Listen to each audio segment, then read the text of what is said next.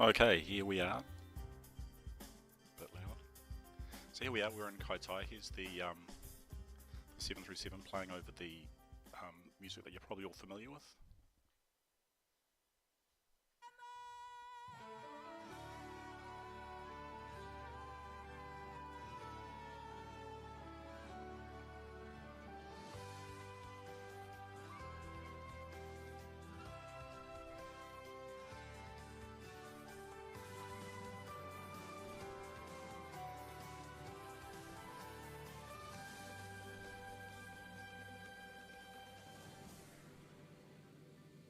Glorious. So here we are. We're in the 737 for the first Random Flights YouTube stream. So a bit of information first. So I'm a ex-commercial pilot. I flew for about a month or 3 months doing stock mustering in a single engine plane, and technically you need a commercial license to do that. So that's my background, and then I stopped, and that's as far as I got. So this is just me mucking around. This isn't like anything I do professionally, and I don't really know what I'm doing properly. I've got a fair idea of how it all works, but you know, there are lots of bits that if you were a 737 pilot, you'd sit there and go, well, you missed this, you missed that, blah blah blah blah, or you did it the wrong way around.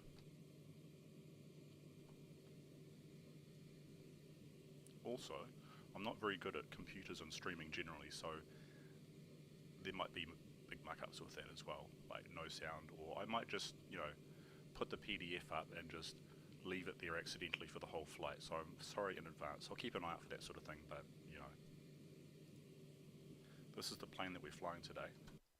It's the Churbro 737-800. Churbro is the ancestor of National Airways Corporation and Tasman Empire Airways Service, and yeah, so this is the Churbro domestic configuration. It has 160 passenger seats. The livery was made by Andrew Biggs from YouTube, from Twitter, or X. So he's added all these bits and pieces. Mind your step if you're going in through the service entrance. I think this is from the Virgin Atlantic planes. This is the official mark of Churbro, because you need to have like an official seal. And our pilots are druggies, as you can see. This, I mean, just, yeah.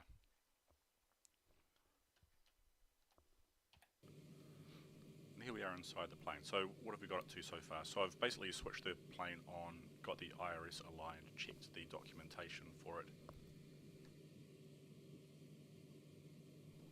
And yeah, so the first thing we need to do is just get the weather forecast. We can do that by, so we can go on Navigraph charts. Beautiful. So you can see here, this is the chart for Kaitaia. You can see this little triangle here is us. And what we're looking for is the ATIS for this aerodrome. There's the automatic terminal information system. I don't even know if it has it. It doesn't. That's fine. That's fine. We can just look in here. This is cheating a little bit. Real pilots can't do this. So we can see. So I'll just write some of this down. This is the weather information that will, help determine, which runway we should use. It's already been decided, but you write this stuff down. So 070 degrees true at 14 knots. Visibility fine, clouds 28,000 feet. We're going to be going up to 26,000 feet, by the way, so that's fine. Temperature 18, dew point 13, QNH 1020. So that's all. We're on 19 now. There you go.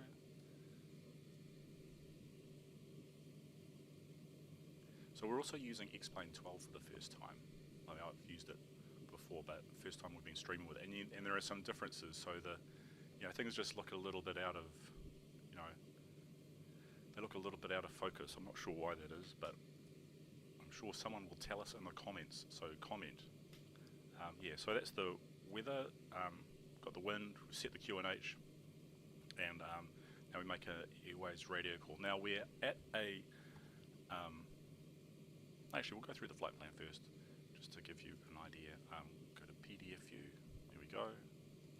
So this is the operational flight plan for New Zealand 595. So in Churbro world, we can't actually use Churbro Airlines as a airline on the internet flight simulator ATC. I got told off for that the first time I did it. So we have to use, so what we're going to say is, we're going to say it's a Churbro flight, but it's being operated by Air New Zealand. And it's 595, which I think is usually a Auckland to Christchurch flight. So 14 December 2025, which is today, Kaitaia to Hastings, which is the mystery destination. Not sure if I've told you this, but this is the mystery destination that you're all waiting for. The reason for this is that there are some personalities in the real world in those locations, but also I wanted to not go from a main, all the streams we've done before, gone from Auckland, and that was getting a bit boring. So I thought I'd try what it'd be like going from an uncontrolled aerodrome. We have to find a new way to get our airways clearance and all that sort of thing. So I think we're going to take off uncontrolled and then call up during the climb. So it's a 737-800 registration ZKCHR, or Charlie Hotel Romeo if you're a YouTube plane guy. Time of the release and 14 December, Kaitaia to Hastings with prognosis at those hours, observed at those hours, it's further down. Call sign is New Zealand 595. Kaitaia, a lot of the stuff's repetitive, I'm very sorry. Cruise speed will be Mach 0.8. Date again, registration again. Not sure what that is. So the ground distance, air distance, this stuff's obvious really. Average wind component 251 at 9 knots. So the maximum takeoff weight, this stuff's a bit funny and we'll talk about that later. Maximum takeoff weight would normally be 74171, but we restricted a bit because of the runways. We're using quite short runways today.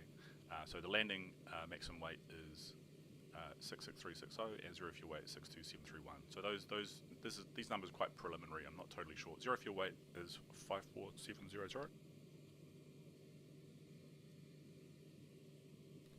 And that is something that we've set, or that I've set because of the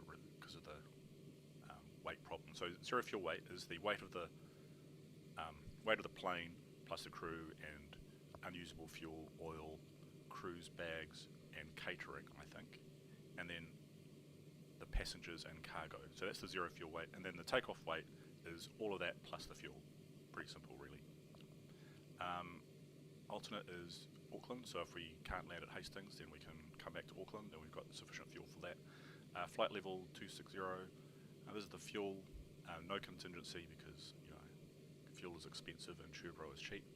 The trip fuel is 2760. You can read all that stuff. That's fine. So Auckland to Hastings is 2760, and then alternate is to get back to Auckland is 1758, and a final reserve of 1990. So that all adds up to 6508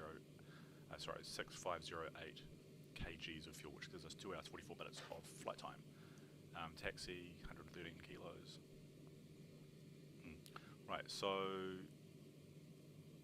so this is the track we're going to take. So we're going to, this is the coming back. So Napier, Gender, Hamilton, and a scary 3 Delta arrival.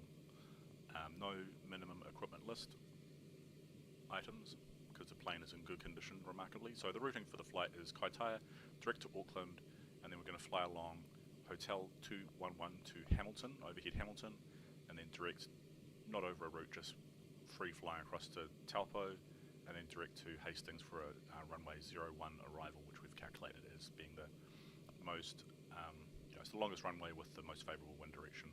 Departure radius clearance, you'd normally write stuff down here. Operational impacts. So if the weight goes up by 1 kilo, then the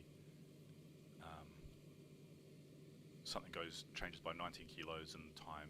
Weight change down 1 kilo, the time or the weight increase. This is all like contingency. So if you fly higher, then you burn more fuel and you take more time, or you take less fuel and more time, whatever.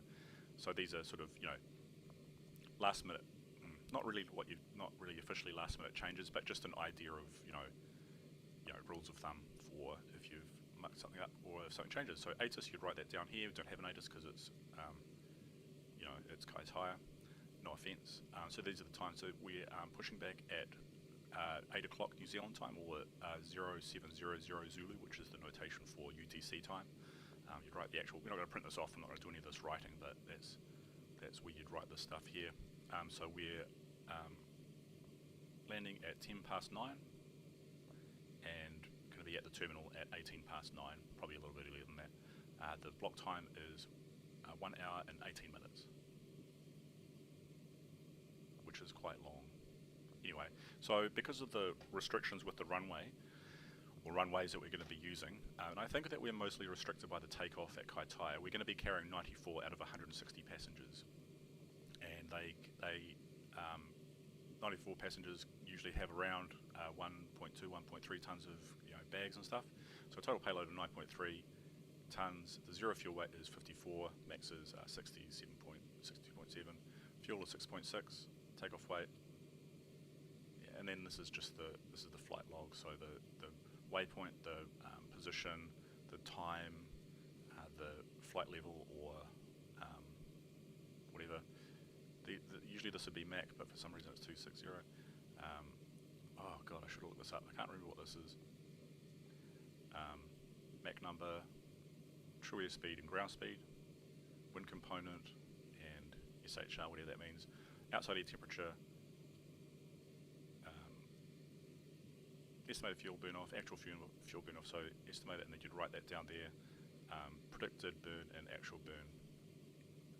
So these are the wind information. We're not going to use this because it's such a short flight and I don't care. But you can see if you, once we're overhead Auckland, at flight level 220, it's 297 degrees at 5 knots, and outside is minus 22 degrees, and that's what these are. Basically just, once you're overhead Hamilton, 220 degrees, it's that, 260, it's that. Yeah, and then in the descent. ICAO flight plan, so this is what would be, this is what's sent to air traffic control, so this is the originator or the destination. I can't remember because I don't do this for a living. This is all just stuff I've got interested in. So this is the destination of the message, or the originator of the message. This is the date and time. This is So this is the origin and destination. Flight plan for New Zealand 595. Instrument landing. Instrument flight type. Equipment. So a medium. I think it's a medium weight. Like not a 747, not a ATR. And this is the code for all the equipment, and it's like it's got a GPS and it's got a DME and it's got instrument landings, all this sort of stuff. And this is the radio type, I think. This is the pushback time at Kaitaia 0700, which is coming up in about 45 minutes. This is the cruise level, I think, or the position. Oh yeah, this is the start. Cruise 260, direct Auckland, Hamilton, Taupo, home. Hastings, expecting, don't know what this means. PBN, I think that's a navigation thing. Yeah, and these strings just repeat over and over again. I think it's because different groups of people are interested in different information. So, the person who has to read this, they put it here, the registration here as well, because they don't, you don't. If you're the person who has to read, this bit here, you don't want to have to search all the way through the document to find out what the registration is. They just put it in the place that you need it, even if it gets repeated over and over again. So it's annoying for us to talk about, and it wouldn't get talked about really in a real flight, but yeah. So briefing, didn't get that. Takeoff and landing report. So I think this might tell us a bit about the weight that we are carrying, or is it? Sometimes it's difficult to understand because it doesn't give you the runway length, it gives you the maximum weight, or vice versa, and yeah, so we're not going to look at that because it's hard to explain and we're running out of time. But yeah, these are more takeoff calculations, meteorological information, AirMet and SIGMET. Those are, SIGMET is like a significant meteorological problem. So, if there was a hurricane, they'd put that there, but I think they've got a different thing for that. If there was really bad weather at Hastings or at one of the alternates, then it'd be there. Tropical cyclone SIGMET, yeah, that's what I was talking about. Not volcanic ash SIGMET, no, there's no volcanoes around. Departure, Kaitaia, no weather available. Hastings, no weather available because they're both, sort of quite small regional airports, no offence.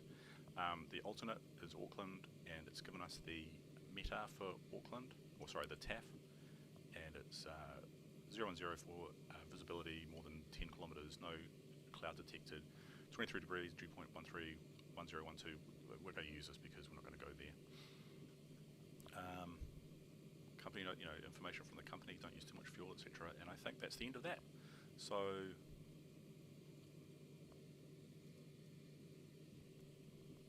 yeah, so what we'll do is we'll go back into the cockpit, and here we're going to set the transponder, which is here.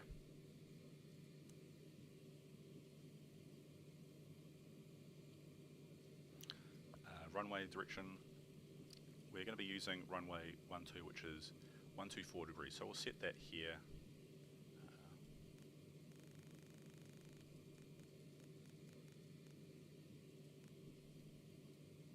Good.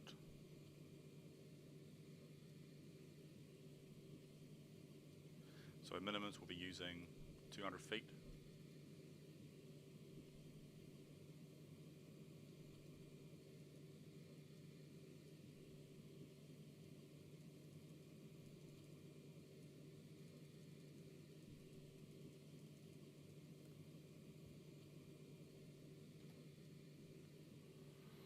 Cool. So while we're waiting around for the passengers to start boarding, it's 7:18 p.m. now, New Zealand time, local time, and what's happening now is the front counter is closed at 7 o'clock, 1 hour before the flight departs. So what's happening now is the front counter staff have moved from those check-in desks that you go through, and they've moved through the terminal to the gate lounge where the passengers are waiting to get on the plane, because they've gone there as well, and they'll be setting up their setting up all their signs and documentation and bits and pieces. The crew would have come on about 5 or 10 minutes ago. Once the check-in counters are closed, and you basically know how many passengers there are going to be and how many bags there are going to be, and they're going to have all been weighed. So what happens then is there is a document called a loading instruction report, which is produced for the loading team, and I was going to try and make one that I ran out of time, and basically it's just a diagram that shows where load control want the bags and cargo to go. We don't have cargo on this flight, but where the bags are going to go, and it's like basically it looks like a table, and it says in compartment 1 nothing, compartment 2 600 kilos, compartment 3 600 kilos, and compartment 4 nothing, because you want to keep the weight in the middle. They'll be printing that stuff off, and they'll be getting ready to come out to the plane, because I mean it's a hard job, and you don't want to be standing around the apron doing nothing while I get in there. So they'll be back at the lunchroom, just having a V or a Red Bull, and having a briefing about the loading or something like that.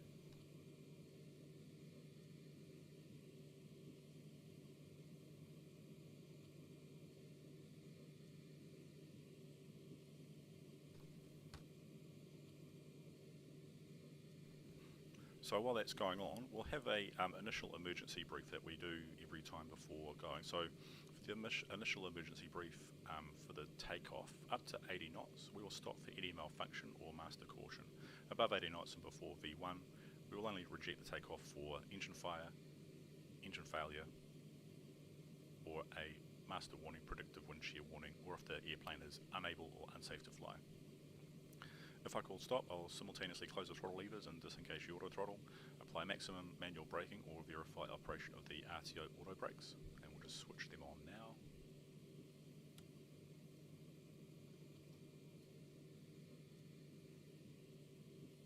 Manually raise the speed brake lever and apply max reverse, stop the airplane and set the parking brakes. The co-pilot would normally call for any emissions, and they'd call 100 knots, 80 knots, 60 knots, and runway distance remaining. We don't have a co-pilot today because this is a flight sim flight, and that's fine. Once the plane comes to a stop, I'll set the parking brakes, set flaps 40, and notify air traffic control. If we decide to evacuate, which we probably won't, we'll perform the evacuation checklist from the quick reference handbook. A quick note about evacuations is that there's a statistic that almost all evacuations end up with at least a serious injury or a fatality, and they are almost always not required. So the default mindset will be that we will keep the passengers on the plane and wait till we can disembark normally. In the case of engine problems after V1 and up to 400 feet, no actions except to cancel any warnings and raise the landing gear with a positive rate of climb, set heading select, state the malfunction, and complete the engine failure procedures and climb on runway heading of 124. Flat retraction altitude is 1,500 feet. Gross weight considerations, we're well below the maximum landing weight, so we can easily return for a RMP approach for runway 12 here at Kaitaia. In terms of how we're going to fly the departure, once we're cleared for takeoff, I'll set N1 to 40% and wait for engine parameters to stabilize. Then I'll press takeoff, go around power, and set takeoff thrust. The X-Plane co-pilot will automatically call for 80 knots V1 and rotate. After rotate, the co-pilot call of positive rate, I'll command gear up and do the gear up myself because, you know, no co-pilot. At 1500 feet AGL, we'll check the climb mode. 2000 feet AGL, I'll call bug up and we'll continue to accelerate to 250 knots indicated, retract the flaps on schedule, and with flaps up, no lights, we'll carry out the after takeoff checklist. So we'll do a quick taxi route brief as well, and for that we'll bring the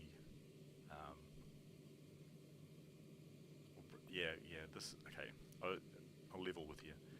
We don't have enough crew for the flight. There have been some sickies. It's Sunday afternoon. There are no cabin crew on board, and you'll see that later in the load sheet. We don't have a co-pilot, but you know, we've got to do that. I've been promising people for like 3 or 4 days that we're going to do this, so we have to do this, you know. And it'll probably be fine, you know, with only one person on board. Anyway, so we'll go back to Navigraph. There we go.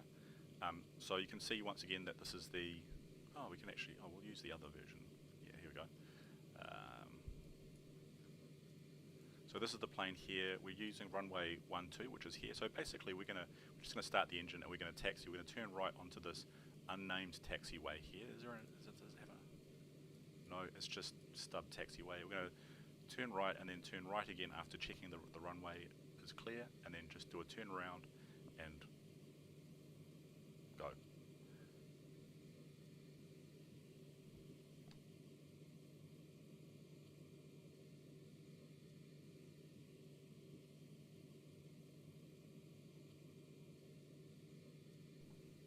Okay, so we'll do a departure brief now. We might as well.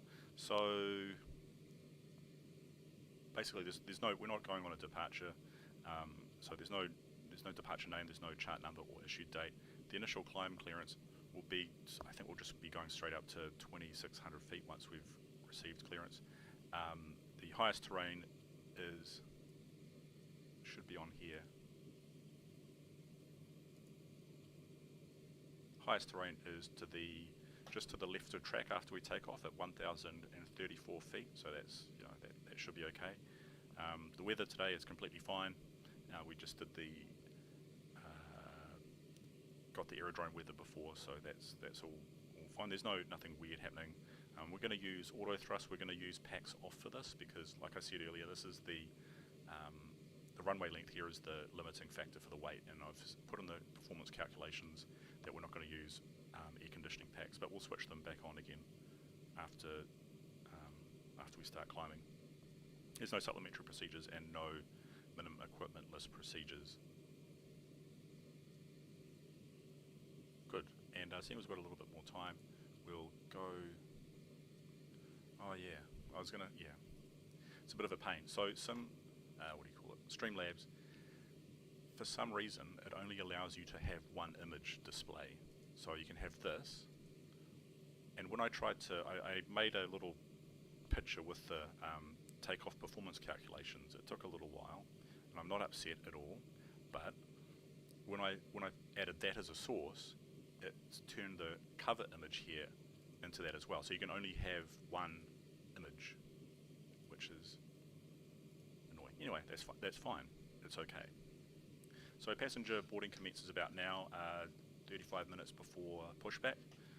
So I was going to discuss the takeoff and landing calculations. But yeah, so where is it? I'll just have a look at it and read it out. Departure. Okay, so you can't see this, but basically we have using runway 12. Takeoff weight, the maximum takeoff weight for this is 61400, flap setting 25 degrees, which is full flap. We're going to be using full thrust, 26,000 units, bleeds off, anti-ice off, because those use power, bleeds air off from the engine, reduces the power. Anti-ice, that transmits fluid into the engine, so that'll reduce its performance. So I'm not going to use that. The calculated wind was 040 at 15 knots, temperature 20 degrees, pressure at 1019. I think it's gone up a bit. Surface condition dry. So that gives us a runway limit of 61.5 tons of takeoff weight with a stop margin of 41 meters. And that's not the margin, like you lift off and there's 41 meters left. The stop margin is like if you get to V1 and you have to stop, then that's cutting the throttles, reverse thrust, brakes, spoilers, all that sort of thing. And then when you come to a stop after that, that's 41 meters. So that's how they work that out. And it says VREF 40137, so if we need to come back to, but we're not going to because it's a simulator and nothing ever happens.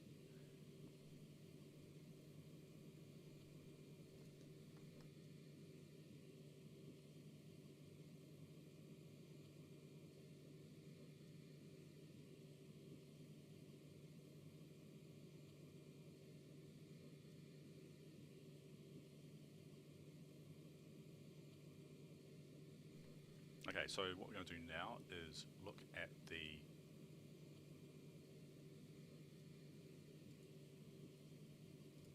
this is the new thing that I've invented for this flight. I'm quite familiar with these sorts of things as well, so I've made one of these for our flight today. This is a load sheet. This is the final load sheet, and the final load sheet wouldn't usually be produced until like moments before the door closes and the bridge comes off. You'd get a preliminary load sheet and it looks basically the same except that it says preliminary at the top. And they're meant to be a bit similar. They're meant to be pretty similar. It's produced when the loading instruction report comes out and the front counter's closed, because once again wants to know that all the passengers and all the bags, all that sort of thing. And then you get a final load sheet right at the end when this is the actual number of people who are on board, because remember, not everybody turns up. Not all the bags weigh what they're supposed to weigh. Passengers who don't turn up have to have their bags taken off, all that sort of thing. So this is the final check just before the doors close. So this is edition number 1, all weights in kilograms. That's checked by Seaforth Mackenzie. Don't know who that is. The flight's from to Kaitaia to Hastings. I had to invent a 3-letter IATA code because there isn't one for Hastings. No offence. Flight CB001, New Zealand 595. In December CBR, and that's the configuration. So 12J148Y for 160 total. No crew, because employing people is expensive. We don't want to do that. And that was published at 5:45. Loading compartment was 1,200 kilos, like I said. So nothing in zone 1, 600 in zone 2, 600 in zone 3, and nothing down the back. So passenger and cabin bag weight in total is 94, so that's 7990. We've used a standard weight of 85 kilos per passenger. There are no children and no infants. 4 in business, 90 in economy, and we've got 0 blocked seats. Total traffic load is basically the load plus the cabin and passengers, which is 9190. Dry operating weight, which we discussed before, is the weight of the plane and the crew and their bags and the catering, but not the fuel and the traffic. So you add those together and you get the 0 fuel weight actual, 53870. These numbers down here are a bit wrong because it doesn't take into account the fact that we are limited by takeoff distance. The calculator I use isn't sufficiently sophisticated yet. Takeoff fuel is 6508. So the takeoff weight is, you just add all these things here together and make sure that they don't exceed these things here. So this is wrong, obviously. So 60378, and remember we discussed before the runway limit is 61400. So we're about a ton below the limit. Trip fuel is that, and so you minus that gives us a landing weight. Maximum landing weight is 66360. That's a structural limit. Balance and seating. So the basic index. This is like a center of gravity for the entire plane. It's 195.8 units back. The dry operating index is 1979. So this is the difference in weight and balance between like just the empty plane and the plane with the crew and catering and stuff. So you can see it changes a little bit. The laden index zero fuel weight. So this is once you've added all the passengers and cargo and stuff. So you can see it moves back to 205.3. So the tail would lower down a little bit. The mean aerodynamic chord, which is the length of the wing from front to back on average. So mean aerodynamic chord is 24%, and the loaded index takeoff weight is 207. So loaded index zero fuel. So this is with the fuel and stuff. So it goes back even further. Mean aerodynamic chord takeoff weight is 24.5. So you can see it's reflected here. It moves back a little bit. Mean aerodynamic landing weight 24.1. So the center of gravity moves forward slightly during the flight. Mean aerodynamic chord for zero fuel takeoff and landing weight. So this is the limits and this is the aft limit. It's 24. These aren't accurate. These are from a different flight. Once again, the calculator I made is not sophisticated enough. Maybe in a couple of weeks. Stabilizer position. This is that device that you hear making that hissing noise. This is the positions the stabilizer. Call it trim. So if you're going to use 24,000 pounds or 24,000 units of takeoff, you'd need this much up and down. 26. This is what we're going to be using. 26 and 25, and it's 4.4 up. But it'll be different in the plane because this doesn't. This is an accurate underload before LMC. So 2793. This is accurate. So this is basically we could carry another 2.7 tons. But I just said earlier that. Anyway, so this stuff needs more work. So it would be about 1,000 kilos, I think.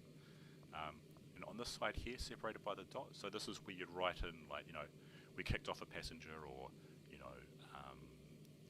we couldn't find a bag. A lot of the time, 50% of flights, 50% of flights, airlines go with 1 or 2 bags missing because they just got lost in that labyrinthine, baggage system. The bag gets beeped and weighed, and then they put it on the conveyor belt, and it goes along the conveyor belt, and then it disappears into the wall. And behind there is just a nightmare.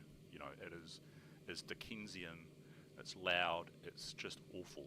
And there's multiple levels of it, and the bags just go round and round, and they fall off, or the system breaks, or whatever, or they go down the wrong system, or they don't have it, whatever. And so you'd put all that stuff in there, and there's usually 1 or 2 per flight. Load message and captain information for LMC trip. Taxi fuel, 200 kilos. This is wrong. So Hastings, we're taking 94 passengers, 0 children, 0 infants total. Baggage, 1,200 kilos in compartments 2 and 3.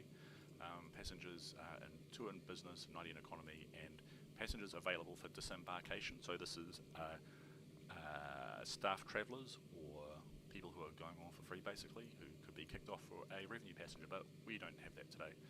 Standard weight basic index is 43034. That's this thing here, but minus the crew and catering and bits and pieces. So this is with nothing on board, But the seats and carpet, I think, and the index for it. So service weight adjustments, weight and index. So we're adding potable water, 227 kilos at position 2.9. Nil deductions. The pantry code is Kaitaia to Hastings, which is how many pies you'd put on, and how many cans of beer, and stuff for a flight that long. Crew code. So this is wrong because we said we don't have any crew. This is documentation. CAA sees this. So if this is 0, they'll go, why the hell you got no crew? So we're going to lie. Don't know what this is. Fuel density 0.79. Fuel density changes with the temperature, which is really interesting because if you go on long flights where there are a lot of fuel in the tanks and they have to be filled to the absolute maximum, if they get the if they get the fuel density wrong, then the amount of fuel you can't get the right amount of fuel into the tanks. The right amount of fuel is there, but the system thinks it's different because it has a different density.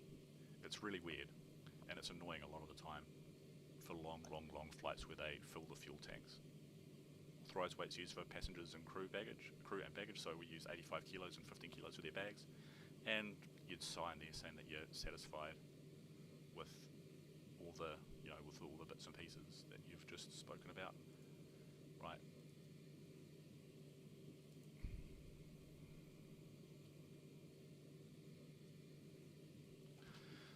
So what we'll do now is we'll see if we can contact control, air traffic control, and get our flight plan activated.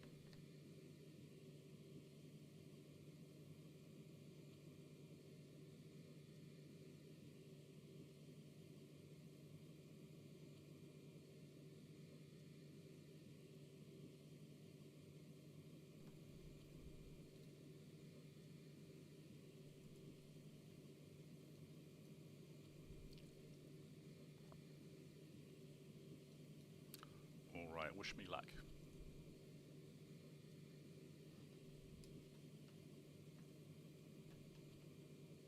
Christchurch Control, New Zealand 595.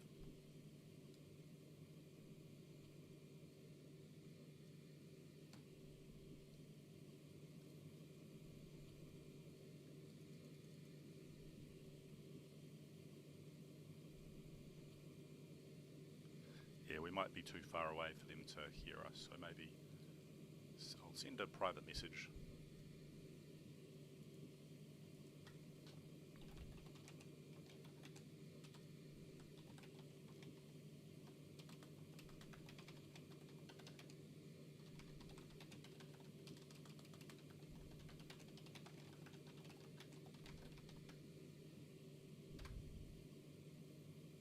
There you go.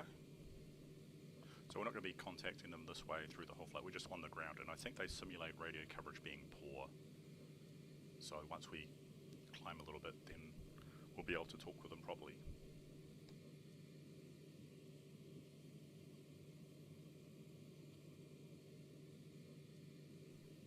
Or I might have just written it the wrong way and he's not going to respond.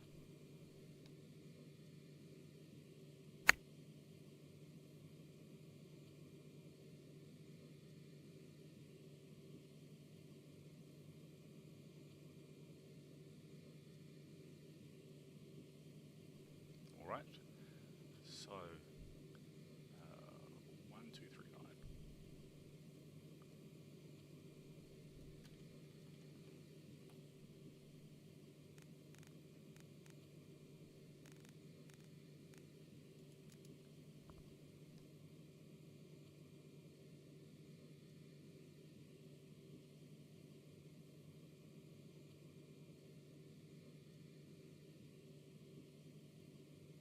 Just looking some stuff up.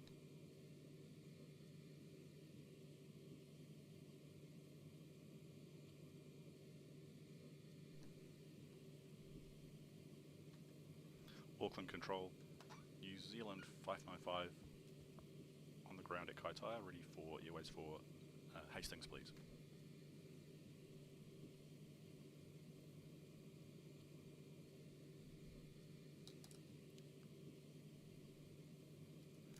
Oops.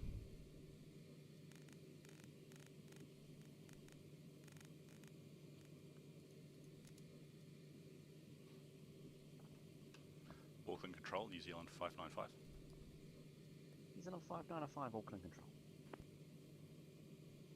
Good evening, New Zealand 595 is on the ground at Kaitaia, requesting airways for Hastings, please. New Zealand 595. There you go, I've lost your flight plan, give me 2 seconds.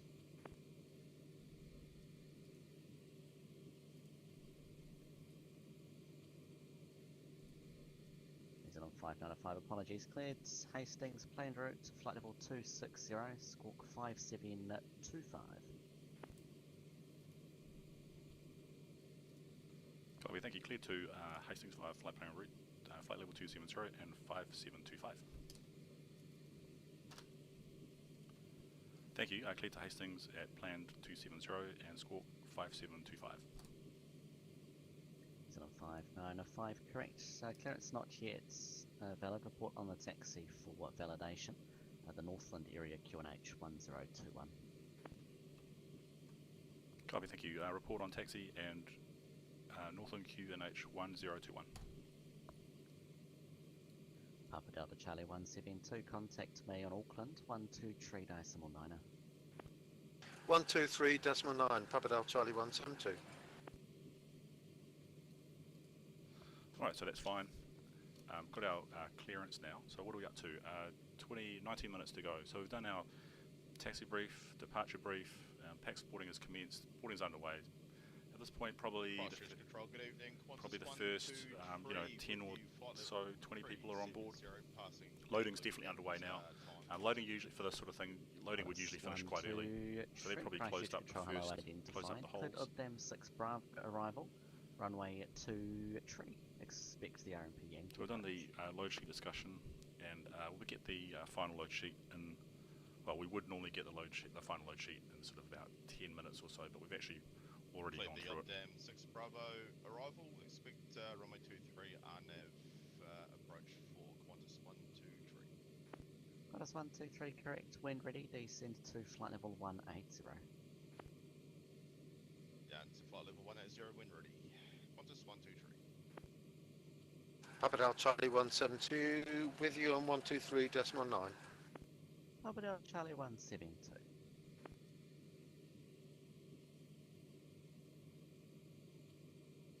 Jetstar 240, contact me on 123.9. Just turn them down a little bit because it's quite loud. Contact you 123.9, Jetstar 240.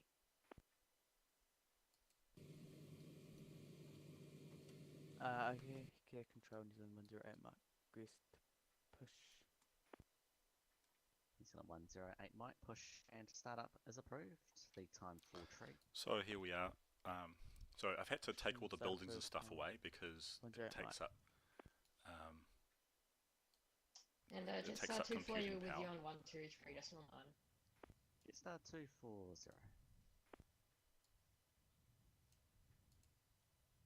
Chatham's 941. Okay, so yeah, so we'll have a, because we've got about 10 minutes before we have to do anything more. So some of the changes with Explain 12. Runway 25 Chatham's 941. It's really good. So you can see the, oh, wrong way. So you can see the jet efflux from the APU it's a lot more, seems like it's a lot more realistic than before. Like, you can sort of see all the eddies and so it used to just be a blast. I'm not sure if that's just me. For some reason, anti-aliasing just doesn't work as well New Zealand 213 request taxi. on this. Turn it down a bit too much. New Zealand 213 taxi 2 Hopping Point. Anti-aliasing just doesn't. I've spent the last week or so trying to iron it out, and it's just not happening. And I've looked online, and there's a lot of complaints about that sort of thing. So you know, that's fine. But the real amazing thing is the sky. So you can't tell, but these clouds are moving. So if you if you take a screenshot where it freezes the screen and then you go back to it, you'll notice that these clouds have moved a little bit. It's quite good. I noticed that when I was taking the screenshots for the social media and for the hold screens and stuff. It's quite satisfied with that. It's good. And they're realistic looking clouds, you know. I'm not sure if they are, you know, like these clouds here would be generated by some feature on the ground. I'm not sure if it maps directly that way. What I can tell you is that it models turbulence. So I was doing a flight into Wellington last week, and it was a southerly, and there was wind coming off, and we're coming in from the north over those hills that you get, Johnsonville, I think it's called. I don't know Wellington very well, and we're, you know, descending smooth, and then we got over those hills, and it started not majorly, but you could just tell it was rocking around a little bit, and then stopped as we got further along. I'm quite impressed by that. I know that Microsoft Flight Simulator had been doing that for quite a while, but yeah, finally made the jump. The sun is pretty cool. See, just really lovely, realistic cloud formations.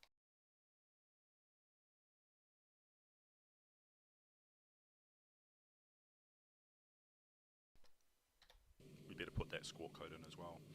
So what was it? 5725. So how do we do that again? 5. 2.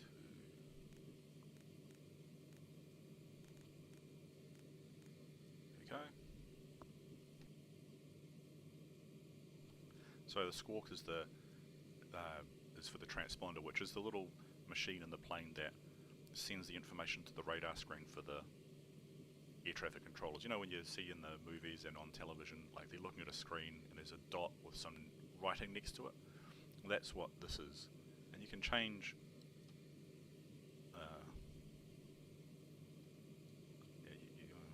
How do you control?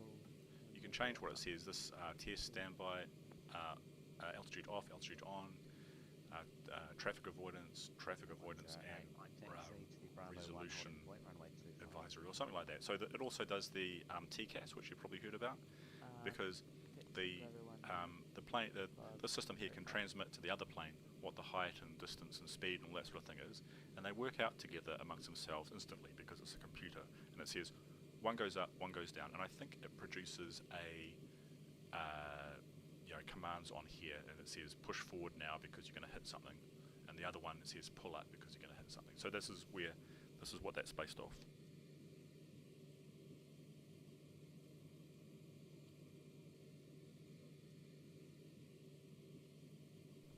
So at 7:47, nice. The passenger boarding is pretty much complete. What they're doing in the terminal right now, just got wind of this from the turnaround coordinator. They said that they are looking for one more passenger. They're trying to contact them by phone, but they haven't quite got through yet.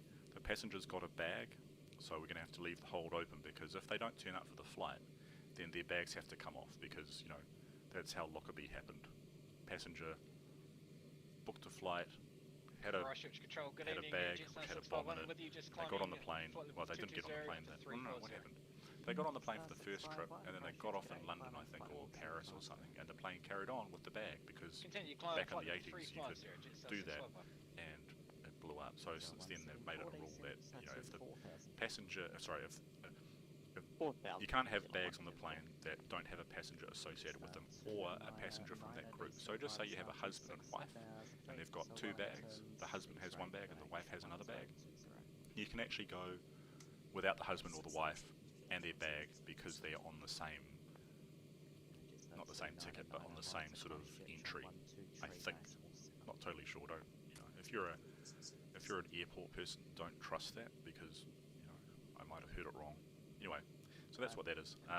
They've just heard they found them, so they're in the terminal somewhere, and they're running to the gate. That's lovely. Runway at 25, clear for takeoff.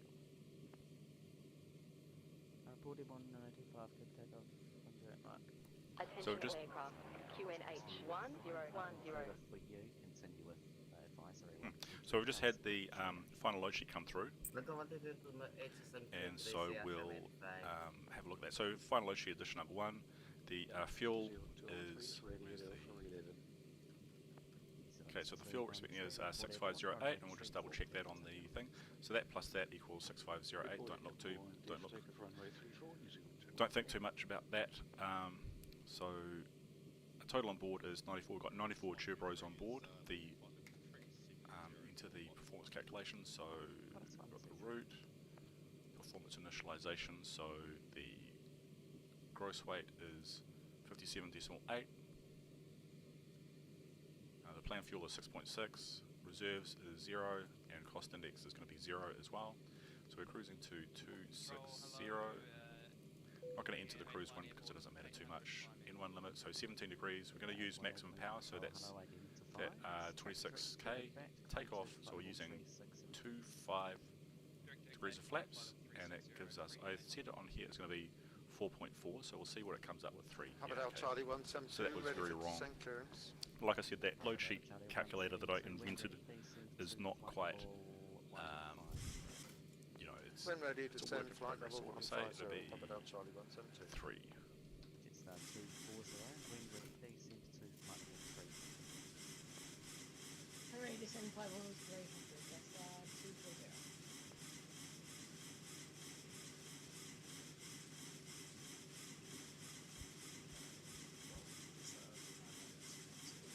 Sorry about this, it takes ages.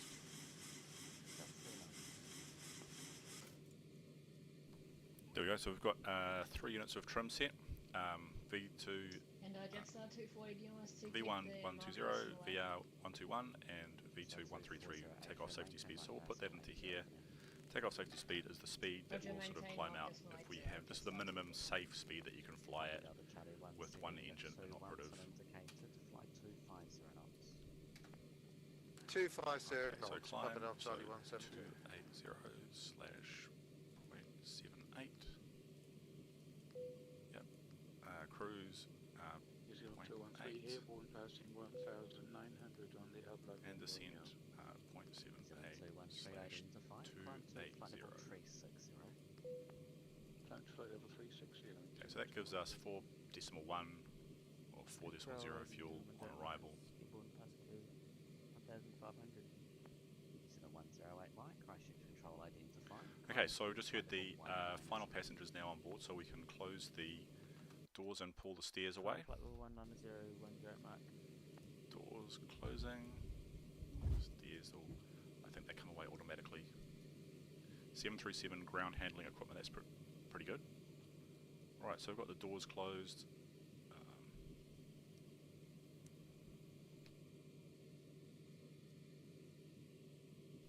Performance calculations and data entry is complete. The performance figures we've discussed: flaps 25, D rate nil, V1, V2 133, flat rejection altitude 1,500 feet. So the doors and GSE are clear. The chocks are removed. So we're ready to start now. So we'll make a radio call on the local frequency. There's nobody here, but we can. I'll just turn the volume up on the air traffic controller as well, because we need to be able to hear that a little bit better. Okay, so Jason, level 2401 sun indicated, fly 300 knots or greater against 240.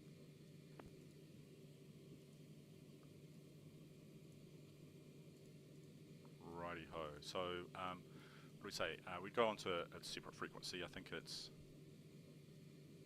Kaitaia traffic. Yeah, Kaitaia traffic 119.1, which is the usual unattended aerodrome. So Kaitaia traffic, New Zealand 595 is at the apron, starting and taxiing for runway 12. Contact Wellington approach 119 at decimal tree. So before start checklist, auto throttle arm, fuel pumps on. Approach 119 at decimal tree, New Zealand 174. Not using the centre tank, so they're going to remain off. Hydraulic pumps. Jetstar 299 at contact Anti-collision light on. It's the beacon light on the top there. That just tells the ground staff that stuff's going to start happening soon. Ground equipment removed. Engine area clear. Engine start checklist, please. So display unit on the engine. Packs off. Engine start switch. To left. Chetham's 941 contacts Wellington approach 119 at decimal tree. 119 decimal tree, Chetham's 941.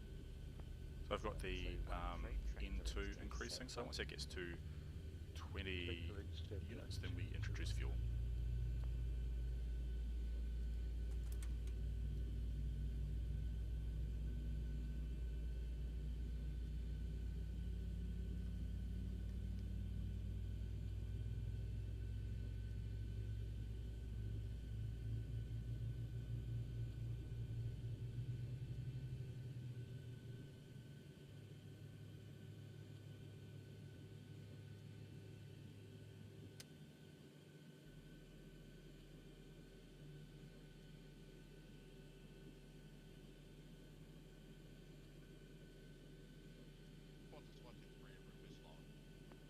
Qantas 123 decent to flight level 150, give approach call 125 decimal, steady 5 getting.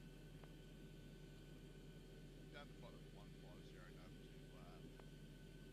125 decimal 75 as well as 123. G'day.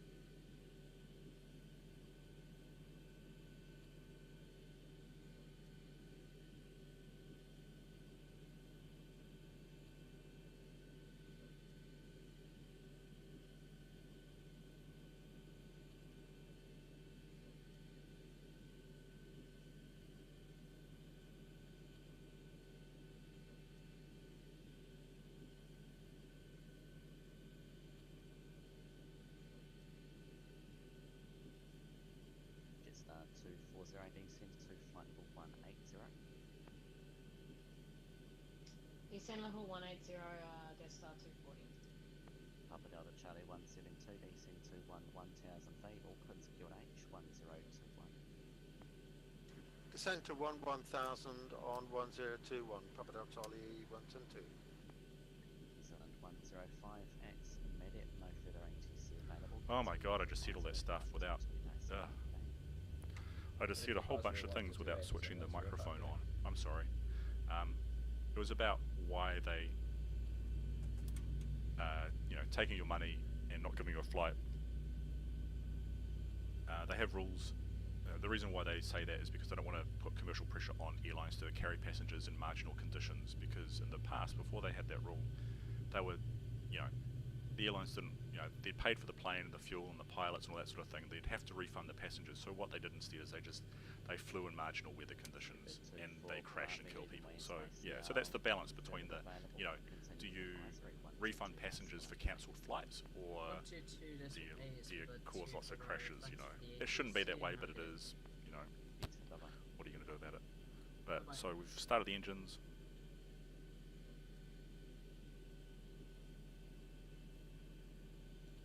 And we are going to leave generators on. Packs are going to stay off because we are going to do a no packs takeoff.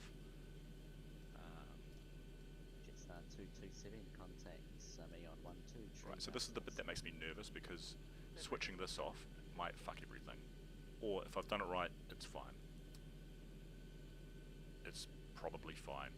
Yaw damper off, windscreen and pitot tube heats on.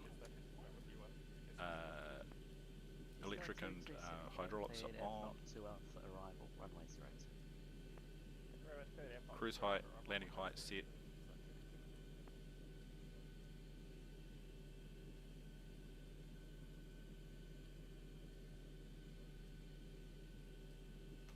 Okay, so before taxi checklist. So generators 1 and 2 are on, probe heats on, wing anti-ice off, engine anti-ice off, packs off, isolation valve to auto.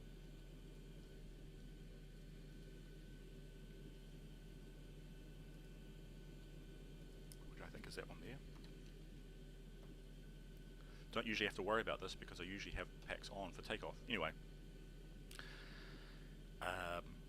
Yeah, isolation valve auto, APU bleed off, APU off, engine start switches to continuous, flaps as required. So this is where we set the flaps. We're setting 25 degrees today, so that's a lot. 1, 2, 3, 4, 5, 6, I think. So while they're going down, we're going to move on. Elevator trim is set for takeoff at 3 units, flight controls full and free. So we'll step outside for a moment just to watch this, because this is where you see the controls moving a little bit. So you can see the elevators moving, sorry, the ailerons moving, elevator going up and down, that's perfect, and rudder left and right. So we, now, they're always, lots of the plane is always going to work because it's a simulator, and but the, on X-Plane, if you use the old 737-200 before you use this one, then it doesn't, the elevators don't work, which is annoying, so you have to do a quick check. Okay, so controls full and free, recall button, nothing. Taxi clearance request, don't have to request it. Taxi lights on. Runway turn off lights, we'll switch them on as well. Okay, so here we are, 7:59.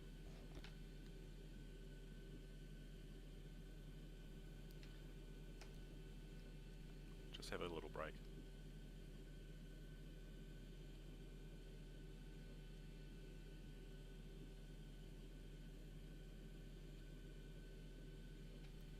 Right, I think we're ready to go. Bang on 8 o'clock. Brakes off.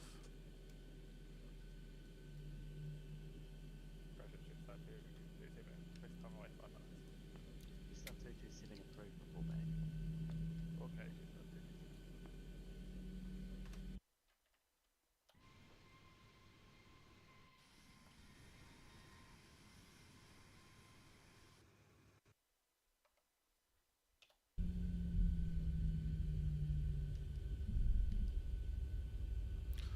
Also, the sensitivity is a bit high. I've just realised with the nose wheel steering, it's still a bit funny. I spent a lot of time on X-Plane 11 trying to get the nose wheel sensitivity right, and I thought I had this done properly on X-Plane 12, but obviously not. So the roll's going to be a bit shaky compared with usual. Descend by the start 6000, Papa Delta Charlie 172. And strobes on.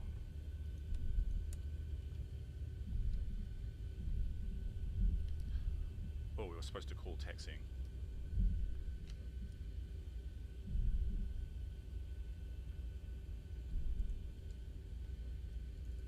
Process control New Zealand 174 exits right now, 2. New Zealand 174, welcome to Wellington Taxi Gate 265 Bravo 5. 265 Bravo 5, New Zealand 174, thanks. Jetstar 299 over winds 360 degrees 17 knots, runway 34 clear to land.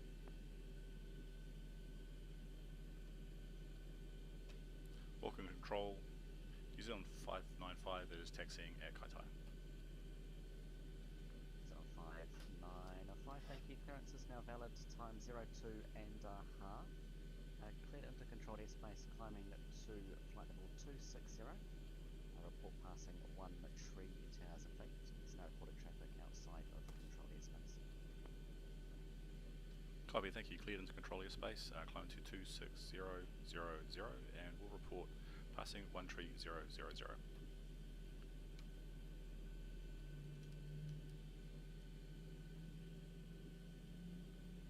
Okay, so they're obviously not too mad about that.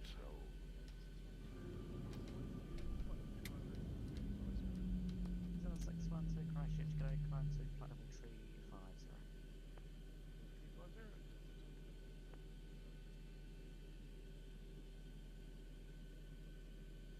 Okay, so I'm just going to write a few things down because I'll forget them because I'm busy. So 13000, and we are squawking 5725 because they'll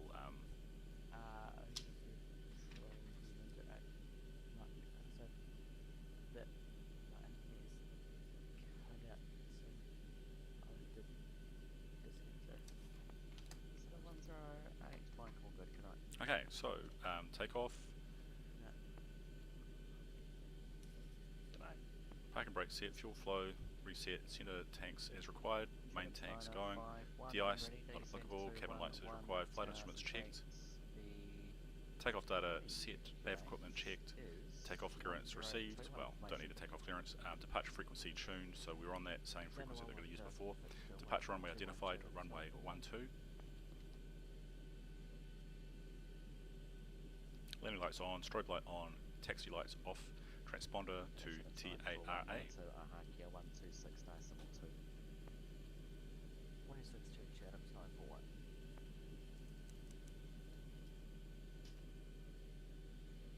Traffic on, clock start, we're not going to use that. Auto thrust is armed. Right, so flight director on, flight director B on, auto throttle on. Start 240 descend to And here we go. 3,000 feet, cleared RMP Yankee approach, runway 05 right. Throttle advance to 40% in 1. Descend 3000 and cleared RMP Yankee 05 right, just 240.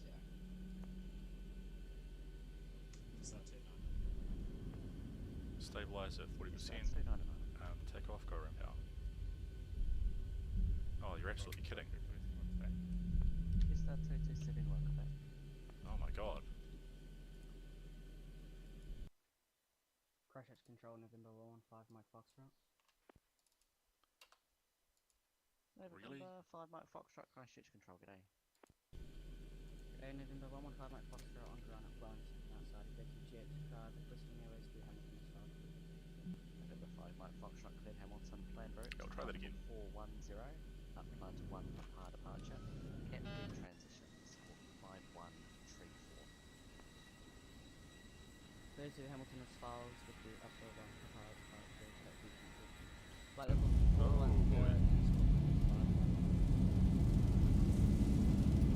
80 knots.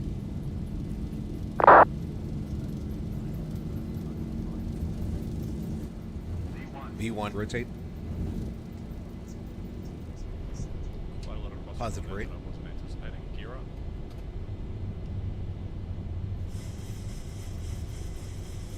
$400.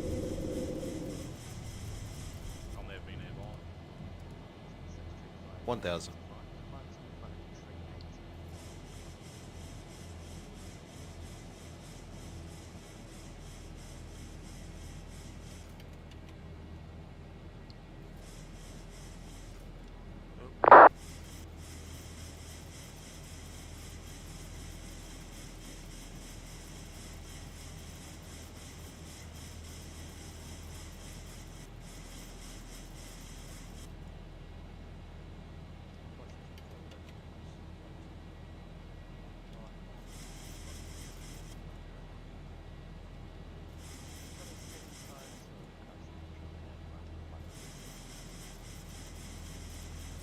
we're doing here is we basically just can't use a pointer, but you can see the artificial horizon, just basically trying to get that white dot in the centre of those magenta coloured crosshairs. So passing 3,000 feet.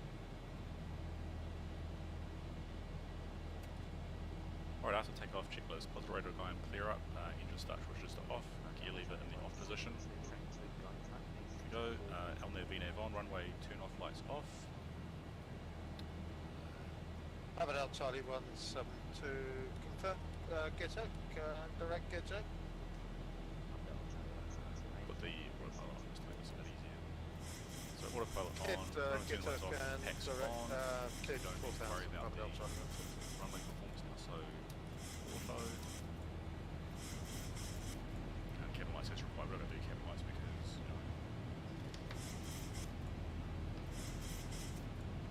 So, command A engaged, altimeter, passing.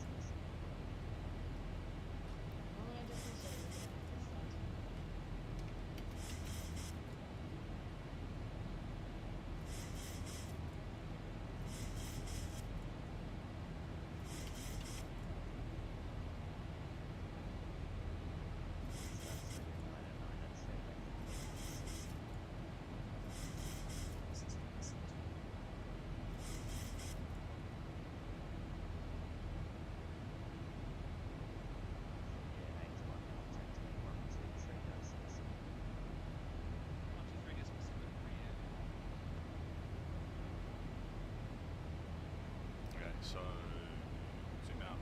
Crush control, just what is C5 passing 4,000? Did I put my note? There it is.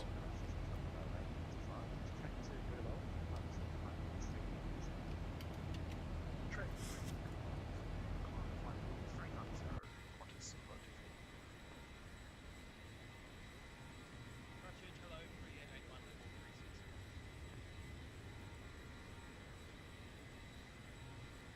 3881, control, g'day, clear F not 1 echo arrival, way 02. Have not 1 echo, sorry, 2 echo, runway 02.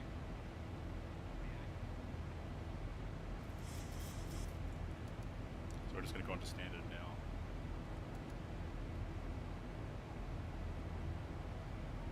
Passing 10,000 feet, we can accelerate to 250 knots, but we're not going to. We're just going to maintain our.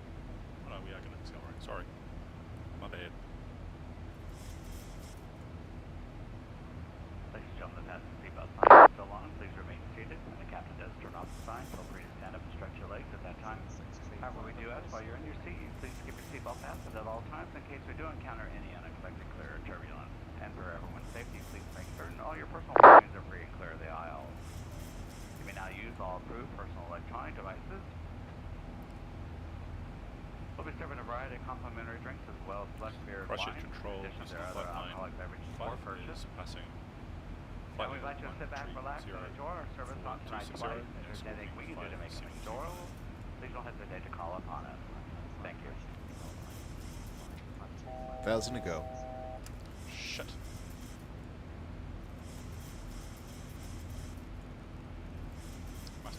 Must have missed some checklist items. Christchurch control, New Zealand 595.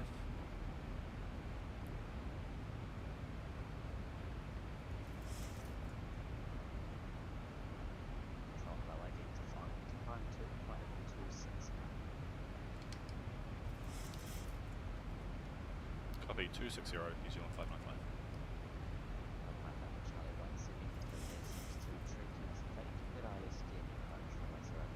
Resume normal speed.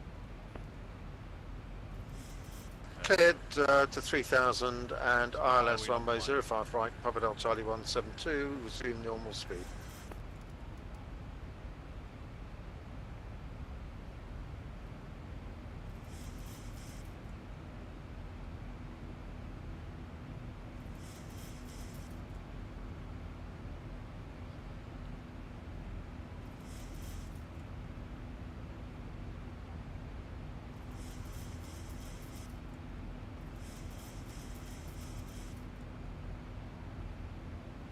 So it's a bit annoying.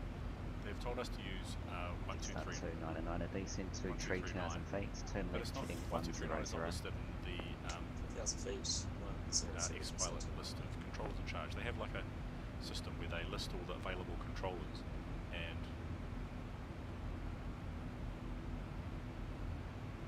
or maybe it is my bad again.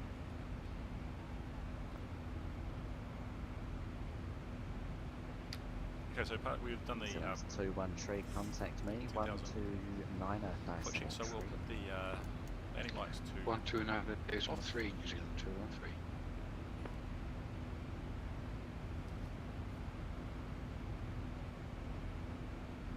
and the fasten seatbelt signs can come off as well. Oh, they were off already, fantastic. Centre fuel tanks, not quite.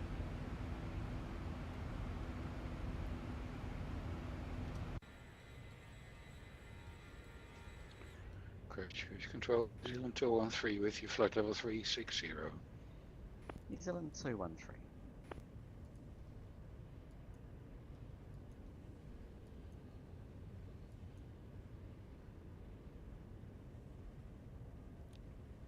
Just So up to basically 99, this is turn the left heading C. 010, cleared ILS, steer me approach, runway tree 4. Just quickly show you where we are. The ILS 34, just 299. So we're just flying down Northland now. New Zealand's 21 cleared stop here. LROV 5 Bravo arrival, runway 2 tree, expect the RNP Yankee approach. Here's the LROV 5 Bravo for runway 23 and expect the RNF Yankee approach, New Zealand 213. Papa Delta Charlie 172, contact Auckland Tower 118. 118.7, Papa Del Charlie 172. Thanks very much, Phantom.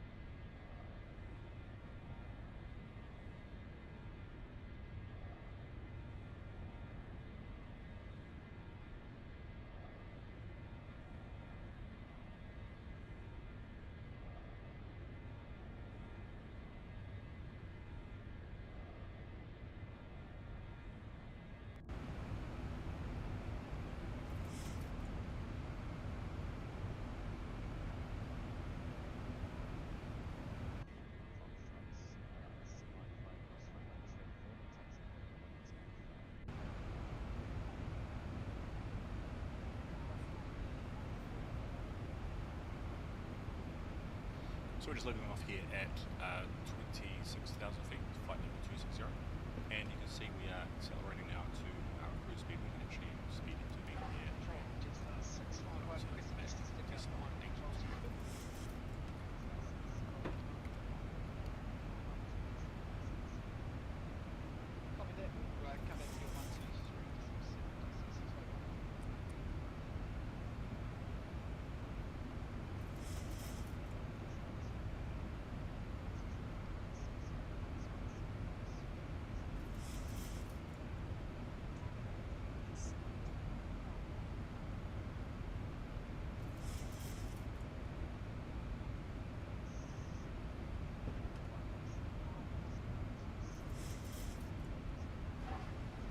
Ladies and gentlemen, from the flight deck, we've reached our cruising altitude. Looks like we are anticipating on-time arrival. You're going to head and turn off the seatbelt. seatbelts this time. Just remember, if you are in your seats, keep your seatbelts fastened in case we do experience any unexpected turbulence. Enjoy the flight.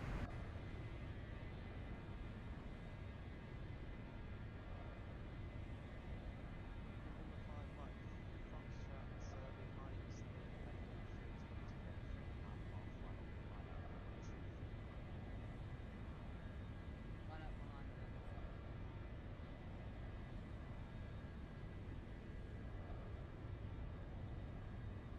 Jetstar 227, contact me 129 at 074.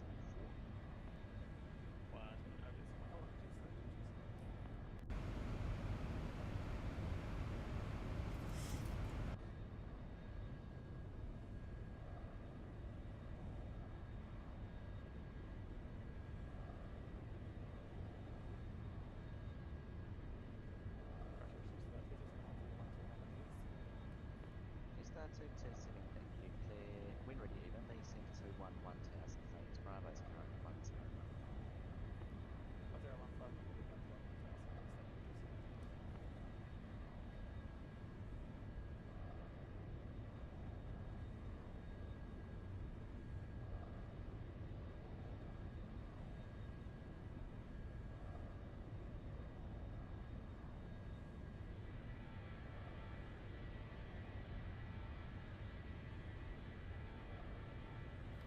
So I think if you look on the distance here, you can see. Control, g'day. Sorry, just having a bit of dinner here. Tango uniform, West Edward at Wellington, information India 1020. So you can see, I think basically this is Bream Bay under here. Hens and Chickens Islands here. I don't know any names. I should. This is north head of the devil's the devil's horns of the Whangarei Harbour North Heads, and Whangarei is up here or up here somewhere. This is where we used to go holidays when I was a kid at Ruakaka, and then this is other places down here where the bad people. Well, when I was a kid, this is where the bad people were. So I presume the people who like to enjoy life. On the other side, this is the Kaitaia Harbour, I think it's called. I don't know. This is South Head. When I was a kid, we went to scout camp along here. This is the other one, I think, somewhere around here. Helensville's down at the bottom here. This is the Whangapara Peninsula, Kauai Island. Auckland is, I think you start to make out the Manukau, the Waitemata Harbour here. And Manukau Harbour.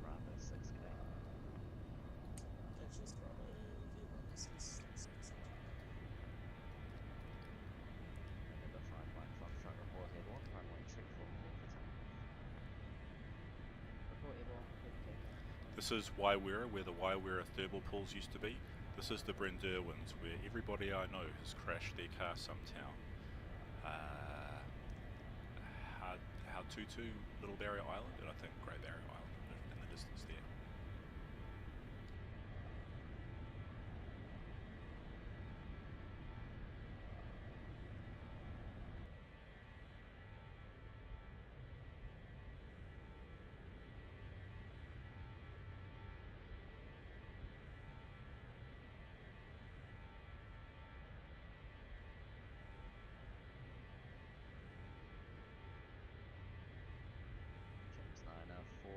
Into 3,500 feet, Snicket cleared RNP Whiskey runway 25.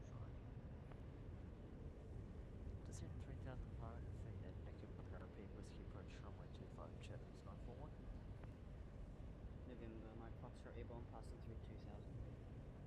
November, Mike Foxtrot, I identify track 2 Cap D, climb 2 flight level 410. Direct Cap D, climb 2410, November, Mike Foxtrot. Echo Tango uniform, clearance available. Echo Tango uniform. Echo Tango uniform, cleared Nelson, planned route 8,000 feet, IPKEP 1 Tango departure, and squawk 5276. Cleared Nelson 8,000, IPKEP 1 Tango, squawk 5276 for Echo Tango uniform. Echo Tango uniform, correct, start approved, your discretion, call me for taxi. Echo Tango uniform, thanks.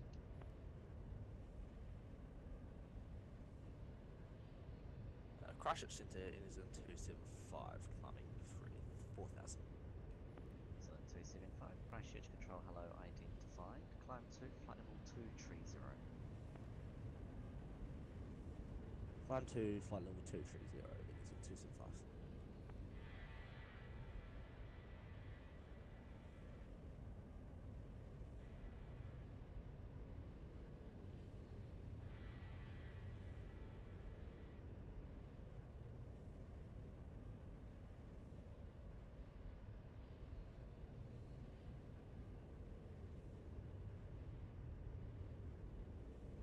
And Christchurch Control, Jetstar 651 back with you on 123.7.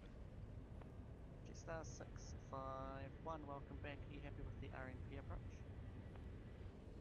Yep, we can take the RMP.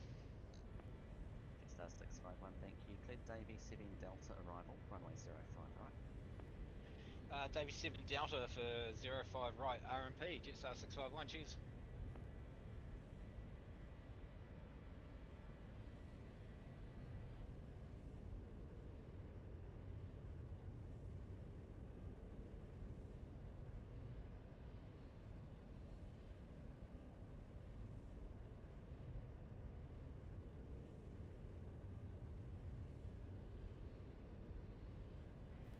Bit boring right now because we're just in the cruise. You know, normally you'd just be playing on your phone or, you know, read the newspaper in the old days, I guess. I think, according to the stereotype, interesting thing about this is that I think we might have the New Zealand 2123 Christchurch Control. We might have the other VATSIM network planes on our scope here.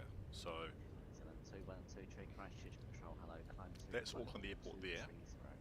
And I think once we get within range, 230 New Zealand 222. we'll see a whole bunch of Control, New Zealand 213, we have VATSIM planes. 2 minus We should. 20%. Say again, you're being stepped on New Zealand Because 223. they're here on the map. New Zealand 213, when ready, descend to flight level 180. When ready, When ready, descent 180. 180 New Zealand 223. New Zealand's 2123, that will look for you, climb to flight level 230. 230 New Zealand 223.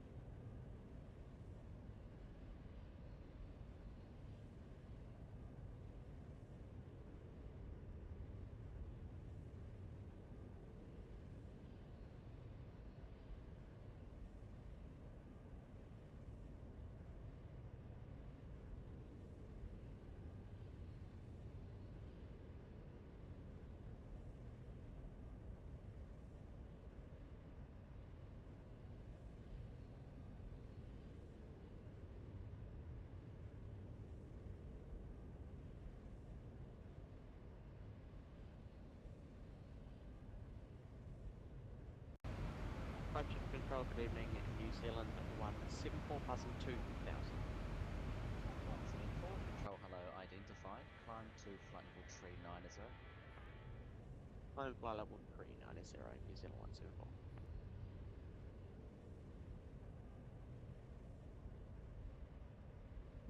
New Zealand departure, New Zealand 24, just departed Auckland, climb 1001. New Zealand 24, Christchurch Control, hello, identified, climb to flight level 310. Fifth, climb to flight level 310 and New Zealand 24.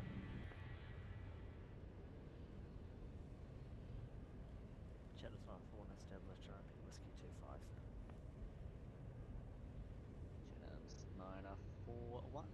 260 degrees, 1 knots, runway 25 clear to land. 25 clear to land, Chatham's 941.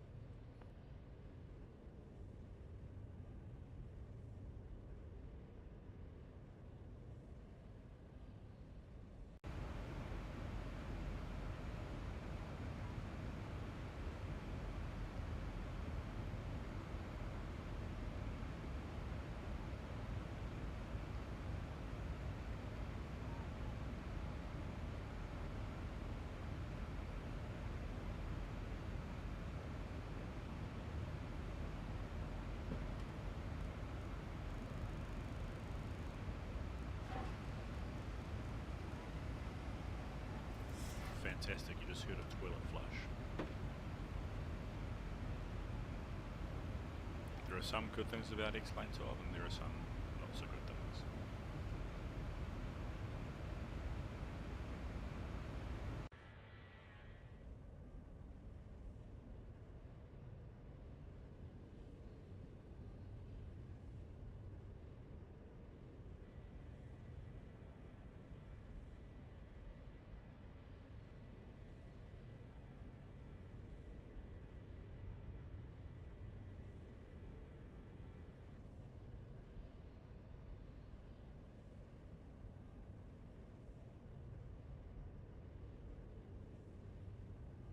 Free Air 81, contact me 129 at decimal 4. 129 at 4, free Air 81. New Zealand 275, clear towards 6 Alpha arrival, runway tree 4.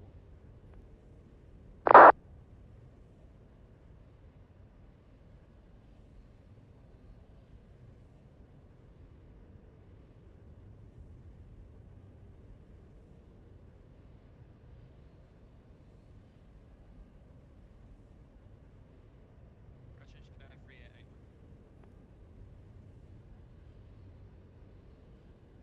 Free Air 81, when ready, descent to 11,000 feet, Bravo's current 1015. And ready down to 11,000, and we've got Bravo 1015, free Air 81.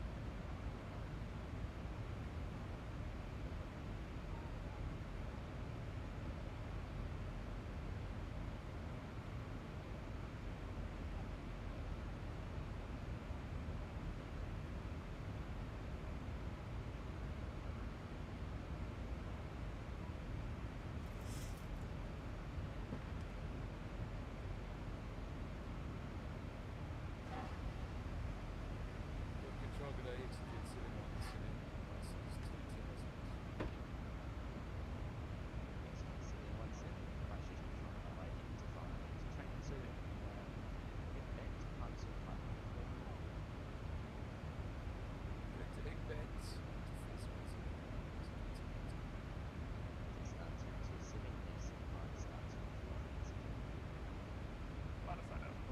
Hello, Grayson. Hi Grayson, also Denton, can I have my frequency back? Thank you, love you too.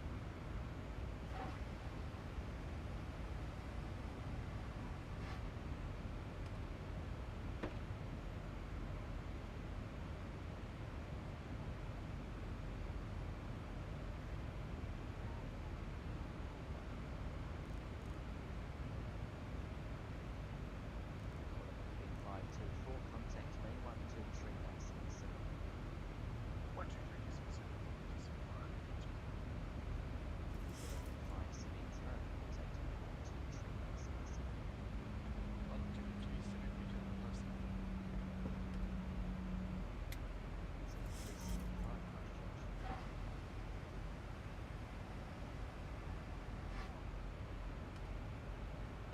275, Christchurch. 275, confirm airports, 6 Alpha arrival, Bravo 34.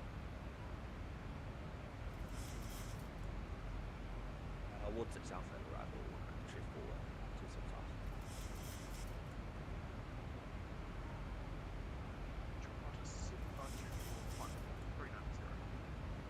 7524, thank you, thanks baby, 7 Bravo arrival, Cleared Davy 7 Bravo arrival, 305 right, Qantas 7524. 6 Tree Front,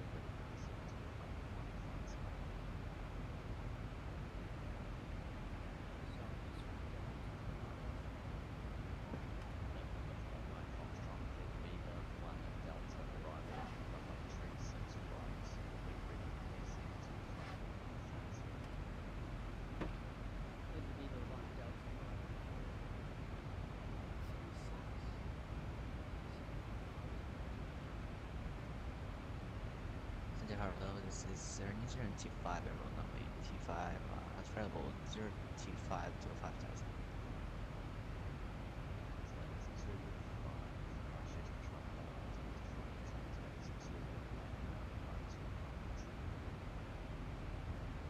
No, just 300, engine T5.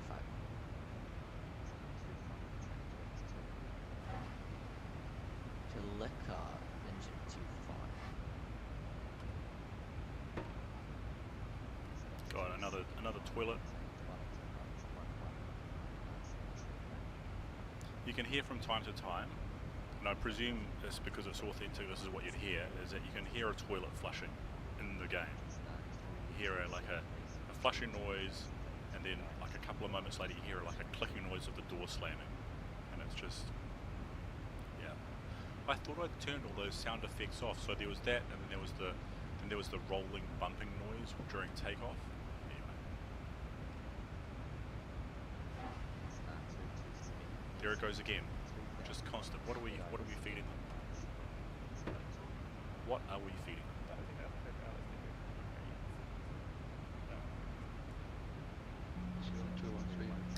So we probably should do a arrival briefing because we are top percent is.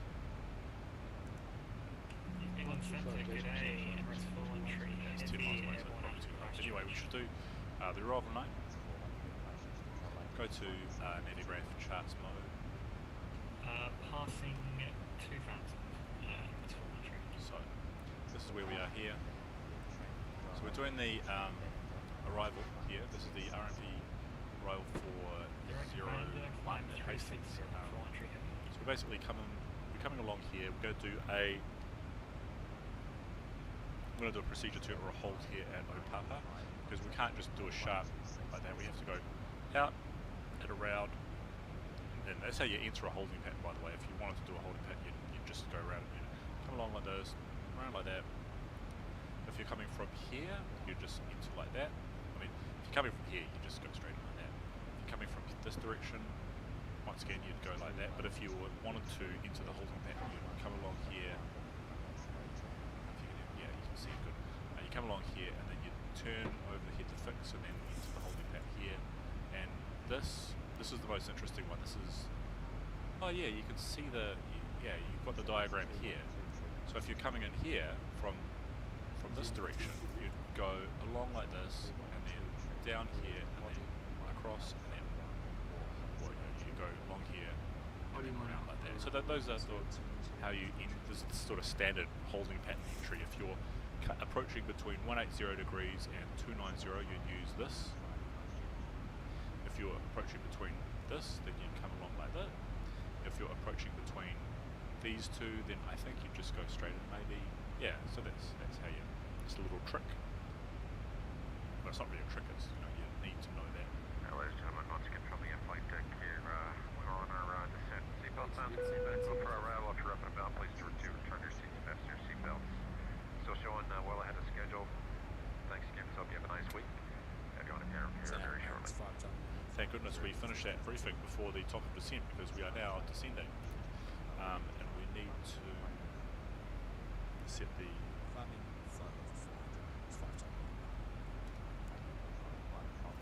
We're expecting because this is the landing calculations for. Now we're going to Napier, Hastings, which is here, but there are no weather services, so we can use the information from here. So it's 0, 8, and 1022. I'll just tell Christchurch Control. Avenue 123, Jason. Oh no, Jetstar 651.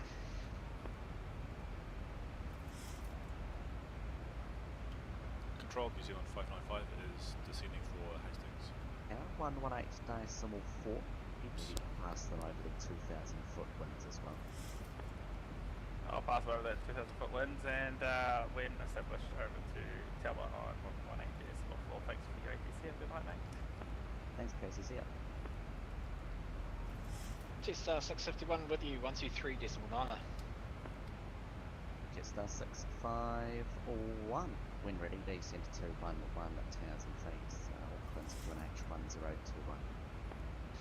When ready, down to 11,000 feet and QNH. Sorry, can I get that QNH one more time? 1021, just 651. 1021. 1021, just 651. New Zealand 595 is on descent for Hastings. So 595. Give me a call on 126 decimal 2. 1262 New Zealand 501. 1262. Yeah, 81. Descend via the star to 4,000 feet. Sent by star 4,000, 388. That's 5 Charlie Lima, track direct to Kevin. Track direct to Kevin and 5 Charlie Lima.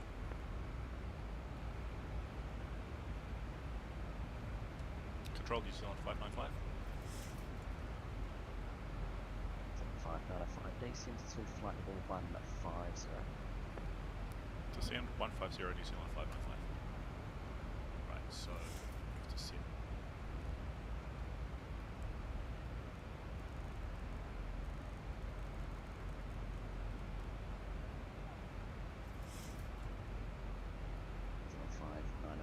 Make that descend out of 7,000 feet. Hawke's Bay QNH 1023.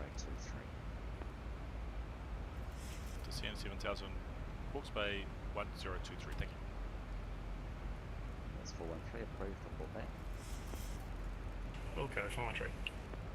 So descending to 7,000 feet now, and QNH is 1023. 174. Contact me 1. So we might as well change over to your QNH now because Contact 123 decimal 7 New Zealand 174. Qantas 752. Contact me 123 decimal 7. 123 decimal 7, Qantas 7524. Auckland Control, good evening, Chinese 0045. Chinese 745, control, hello, identifying, say altitude passing. 2,000 feet. Chinese 745, thank you, track. Chinese 745, that's that one that goes from PVG to Auckland to someplace in South America. The world's longest flight apparently, but it stops in Auckland. 340 and repeat the first part. Chinese 745, track direct to Napier, it's November Romeo. Direct to November Romeo, Chinese 0045. Roger, control New Zealand 174, climbing past flight level 340. 174, thank you. Clears Davy 7 Bravo arrival. The flight that goes the other way from South America. Clear Davy 7 Bravo arrival, runway 05 right. Chinese 746, don't ask me how I know this stuff. Control Qantas 752, 123 Qantas 752, thank you. Clears Davy 7 Bravo arrival, runway 055. Cleared the Davy 7 Bravo arrival, runway 055. Walker 4, correction, Walker trip 465, cleared LRUV 5 Bravo arrival, runway 2 tree, expects the RMPM approach. Here at So have a LRUV 5 little Bravo, look at the expecting runway 23. airport at Hastings. Yaki approach. So Hastings elevation is 53 feet, valid currently. Napier 8 is 1208, so using the next order. Centre Emirates 413 heavy back. Emirates 4. Tower when it's on duty is that frequency.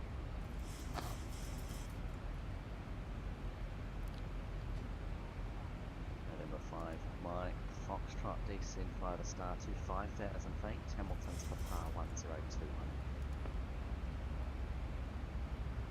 Descend by the 5,000. Sorry, just had to take care of a couple of things. Anyway, Information Papa QNH 1021. See, this is the thing with AX-Plane 12 is that you, like, this is usually quite clear, this variation. Qantas 7524, approaching top descent. Yeah, so... 7524, when ready, descend to flight level 150. and monitor me on 12 tree base. So this is the aerodrome chart for Just flight Hastings. level It 150 includes and the 123 helicopter Niner. approach segment, so it's a bit confusing and weird. I don't like it. Yeah, It's the main runway cleared RMP 1901. Victor, We're runway landing 02. on 01. Airvex cleared It's RMP 1,065 meters long. Free air 81. Looks like the Yeah, main 81. Charlie's just gone building current is QNH here, remains and 101. there are agro facilities, sorry, maintenance facilities and operators here. We're going to land on runway 01 and probably going to Walker tree 465. We're ready. Descend to use flight the level turn runway at the 180. end and then taxi back to... And ready descent flight 180 on the P465. Normally the pilot would know where the terminal is at the airport they're going to, but I don't, because I'm not very well paid. Flight attendants, please prepare the cabin for landing. So we're just going to see how it goes. Control, Qantas 752.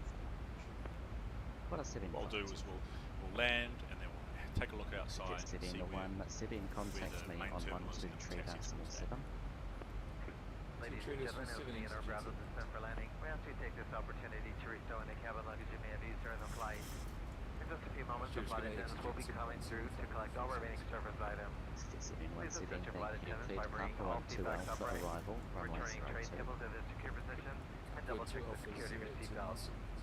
At this time, all electronic devices must be turned off and stowed. Thank you.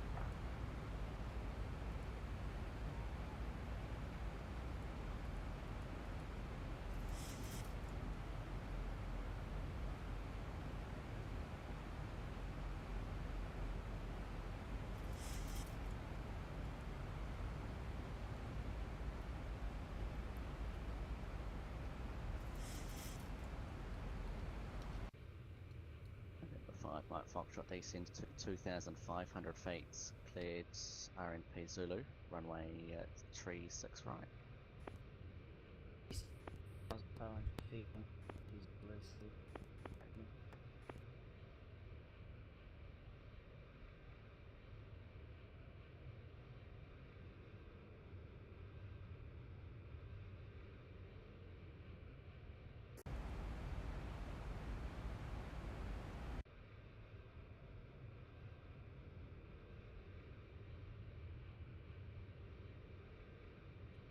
Christchurch Control, g'day, Qantas 6025 is climbing flight level 180. Qantas 6025, Christchurch Control, g'day, climb to flight level 330. Up to flight level 330, Qantas 6025. New Zealand 570, contact me 123 decimal 90. 1239 United, correction, New Zealand 570.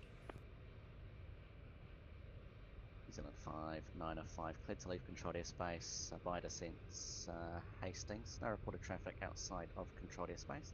Terminate on the ground this frequency and the QNH 1021. Correction 3.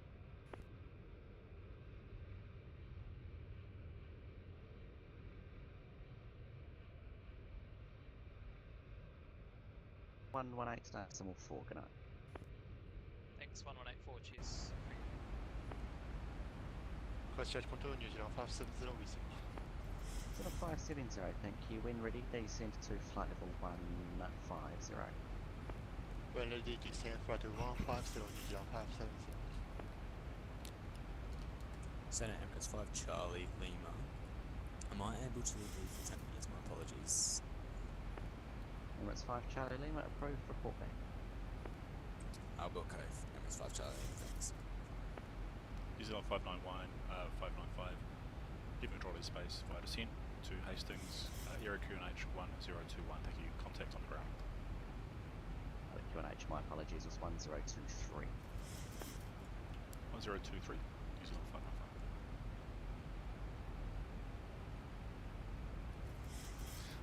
So basically what that is, we are leaving controlled airspace via descent. I think, I haven't seen the map, but about this point, this height, descending out of controlled airspace into sort of general aviation uncontrolled airspace. Around most of the country, below about 10,000 feet or 7,000 feet, it's just free for all.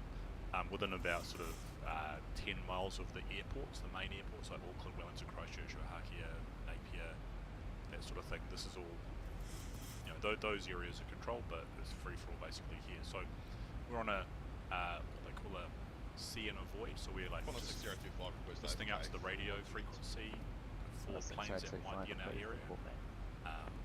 or just looking out the window for planes. Because what Christchurch Control, g'day. Qantas 32 passing 1500. You'll see one Qantas because you'll 32 see the Christchurch big, Control, the bright hello, flashing light there. identified. Climb 2, flight level 380. Look at those clouds. That's just, I love it. I love it 380 so Qantas much. 32. Oh. Actually, it's Anyway. at 17, we're about 30 Yeah. miles from top of this. So what we're going to do is we're going to enter this holding pattern here. 7, when ready, descend to flight level 150. I'll disengage the hold and then we'll Ready, just come straight in. Star 651, descend via the star to 4,000 feet.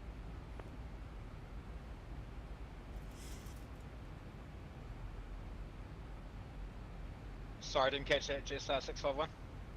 Jetstar 651, descend via the star to 4,000 feet. Oh, the start of 4,000 feet. Jetstar 651.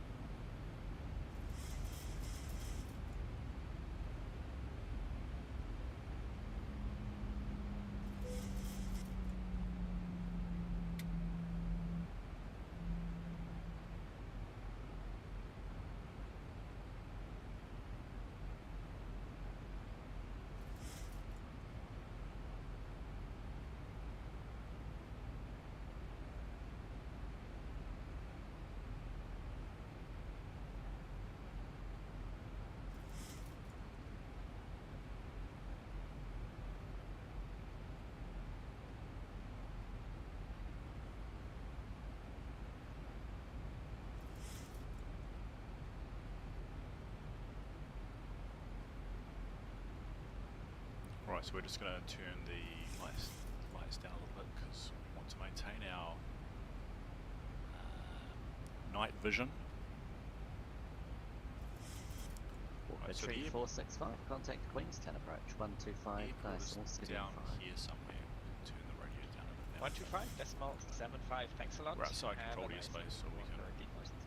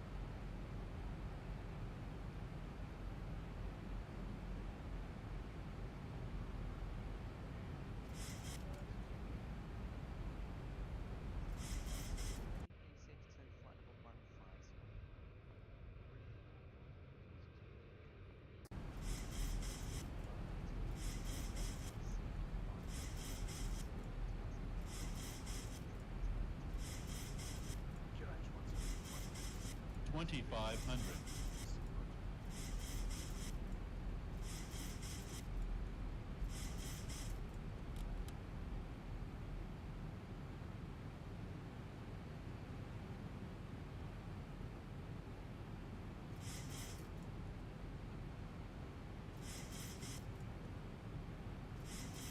Okay, so we're in the hold now, and we need to go to the leads page and the holds page and arm the exit so that we don't just carry on circling around and around the hold pattern south of Hastings.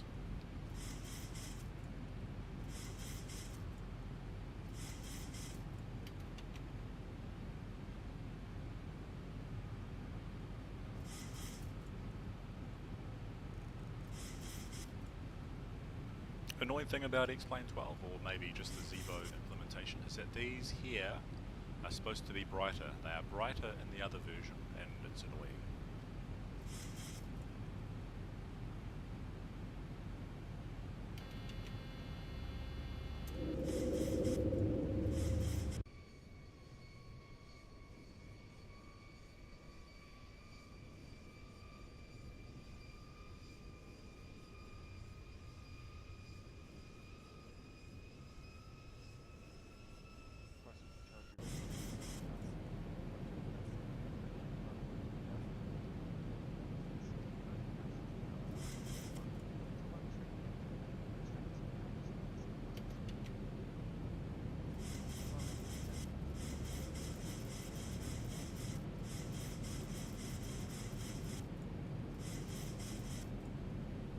So we're using 30 degrees of flaps for this.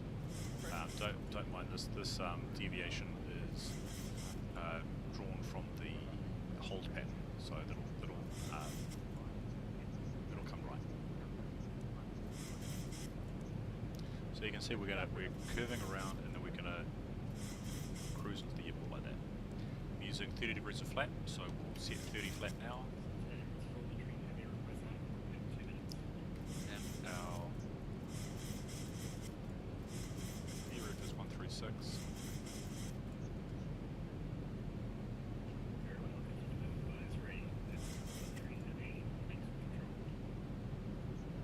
So what's going to happen is we're going to come around, and as we intercept the the approach slope, this indicator here will move down, and then when it hits the middle here, we'll start to descend with it. In fact, you can see it's reducing on the side here.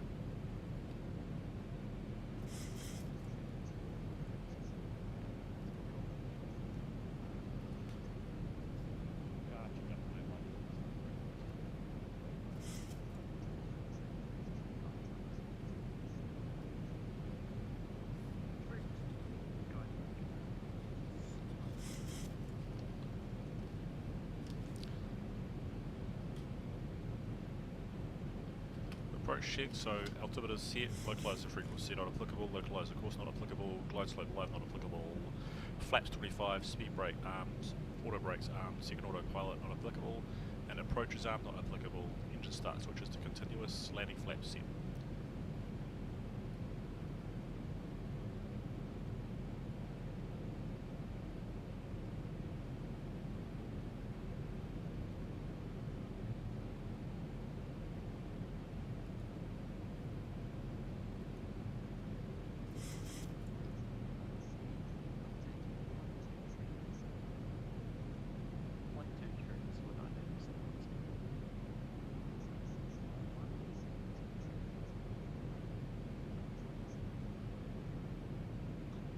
Down to 3,000 cleared for the RMP Yankee 05 right, Jetstar 651.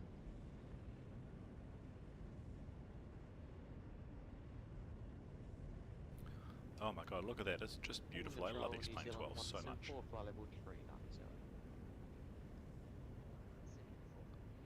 The best part that I like so far is not so much in this flight, but the previous flights I've done, is that in X-Plane 11 what would happen is you'd be taxiing along with the sun behind you, and out through the windscreen you'd expect to see the shadow of the plane, and you do for the nose, and then it gets to a certain point in the fuselage and it just stops simulating the shadow of the plane, which is really annoying because you know that there's supposed to be a tail there. I can't quite describe it really.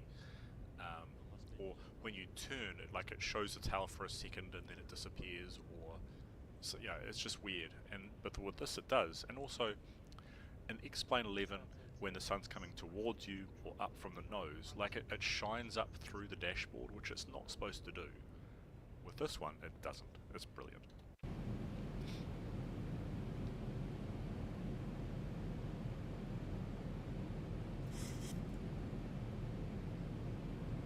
So we're just sitting here at 2,700 feet. This is part of the procedure.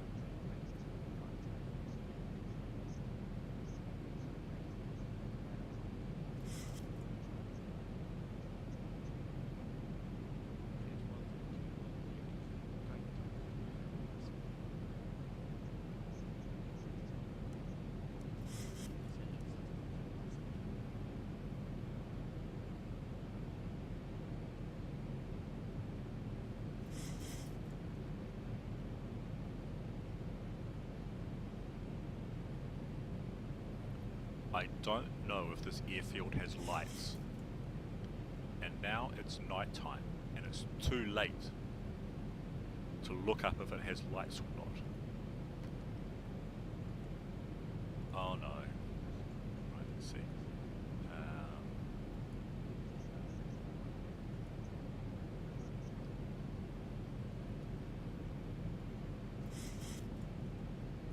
Tower on 118 decimal 7 Jetstar 651, thanks.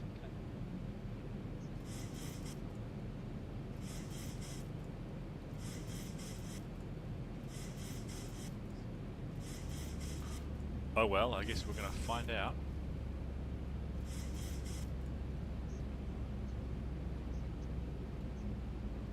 map it should be off this way somewhere, but it's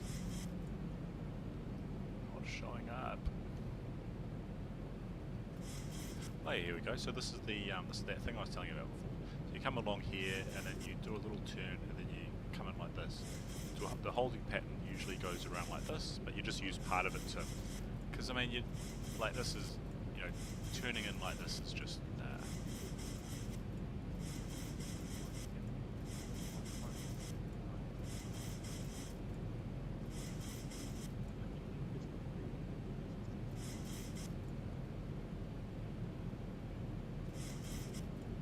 I don't think this runway has lights. Or maybe it does. I'm looking at the chart and 1,000. Okay, so we're low slope, that's no good. I'm looking at the chart and it doesn't say that there's lights here, but it says that takeoff is permitted at night time, so presuming it does.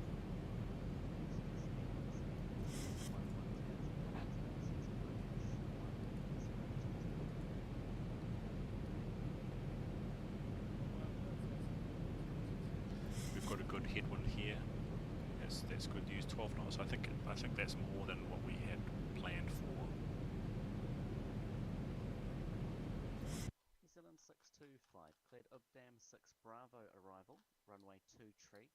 Expect the RNP Yankee approach. RNP Yankee approach runway 23, New Zealand 635.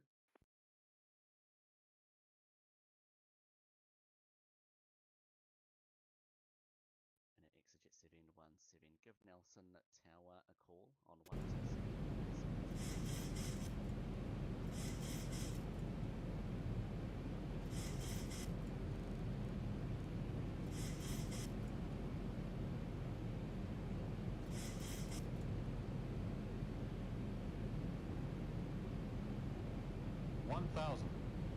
Thousand feet, stabilized, Mr. Perch, altitude set. So passing 1,500 feet, go around altitude set, runway turn off lights on, landing gear down 3 greens, and rotor thrusters required.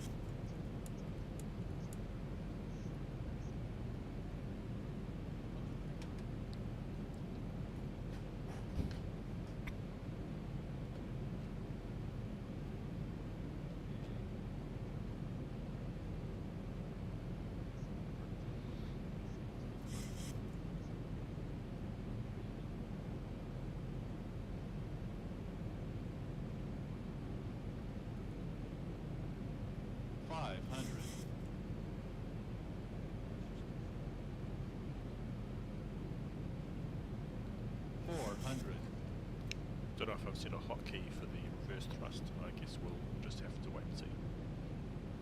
300. Approaching minimums.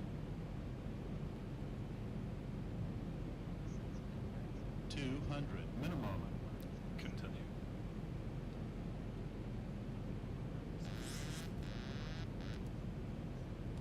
100. 50, 40, 30, 20, 10.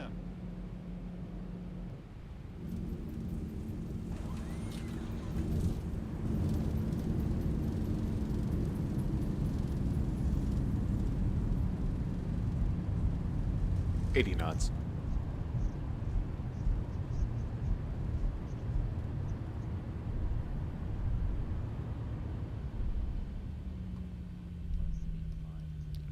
God, that's a skinny runway. No offense. We'll be taxiing to the gates in the next few minutes. Would you please remain seated with your seatbelt securely fastened until the aircraft is parked at the gate and the captain turns off the I don't think this tuning bay is designed for 737, so this is going to be... your personal belongings brought on board with you today and use Qantas Tree 24, cleared LRUV 5 Bravo. Yeah, this is designed for Cessnas. Expect the RNP Yankee approach. Was ever Qantas 234, I will expect the Aero 5 Bravo, or correction, will clear Aero 5 Bravo for runway 23, will take the RNP Yankee.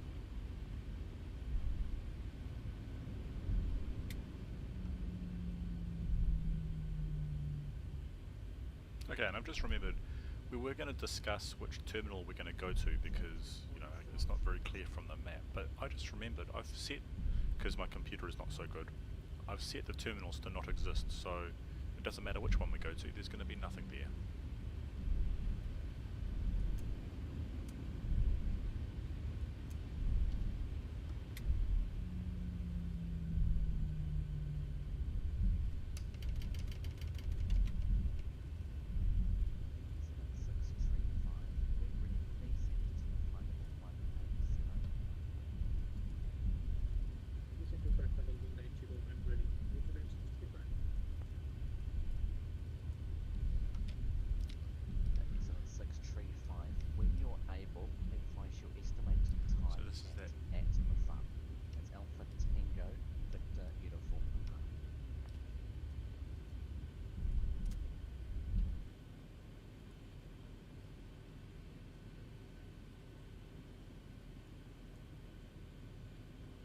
So we'll turn left along the runway and then go down there. That's 5 Charlie Lima, you're leaving my airspace now, continue with advisory 122 decimal 8 Cheerio. Over to advisory 122 decimal 8, that's 5 Charlie Lima. Oh, we're taxing onto an even smaller runway.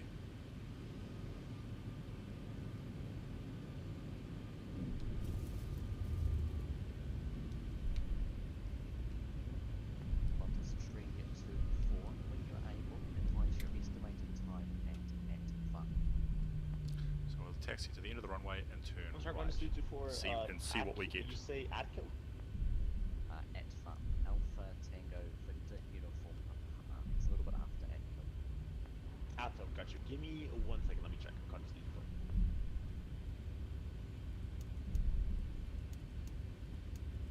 Incident 6 from here, descending to practical 180.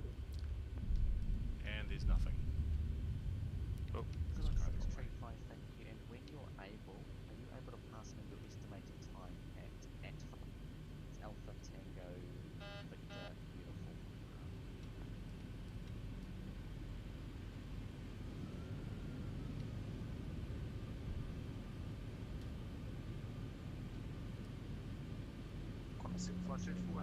Contact Alter Tower 11856.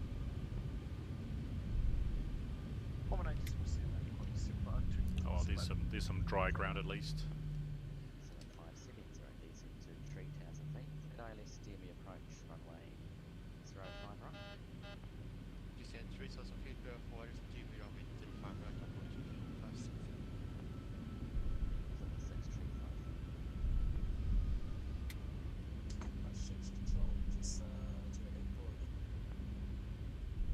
288 control, good day at climb 2, flight level 310. Next day be setting Bravo arrival, runway 05 right. Alright, welcome to Hastings, I guess.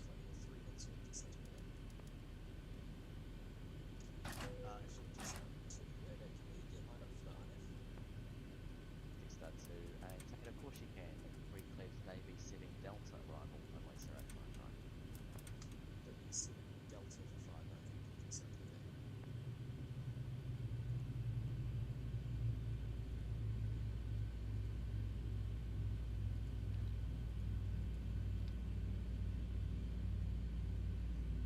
One setting 4 track direct to Kaitaia to join the start. Radar terrain, descend to 7,000 feet. Descend 7,000 direct Kaitaia, New Zealand 174. Qantas 374 should be expecting to pass ATFIP at about 0824 in 13 minutes, 13.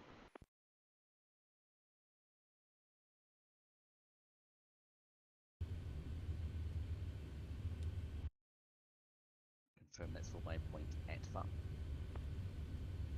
For Qantas 324 at Mayfirm, should be at 0824 UTC. Qantas 324, thank you. Welcome.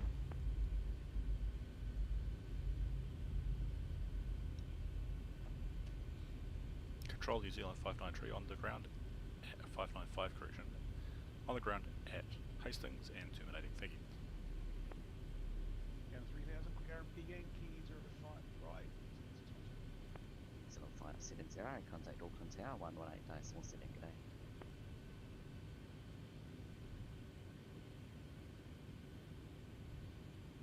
New Zealand 570, contact Auckland Tower, 118 decimal 7, g'day.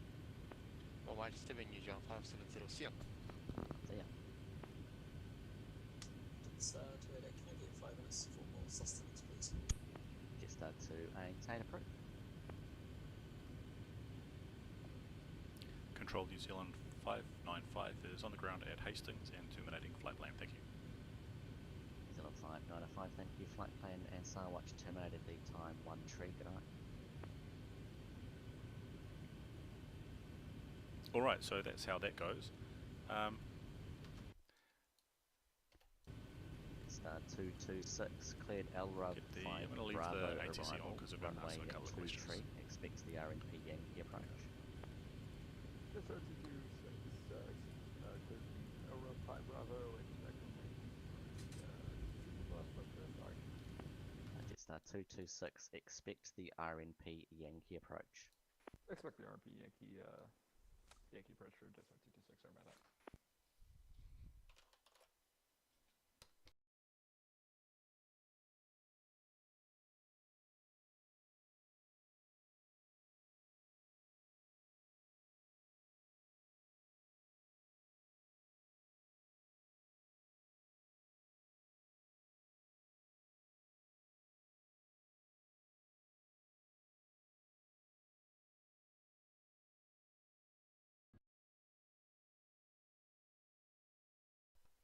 Anyway, that's how that goes.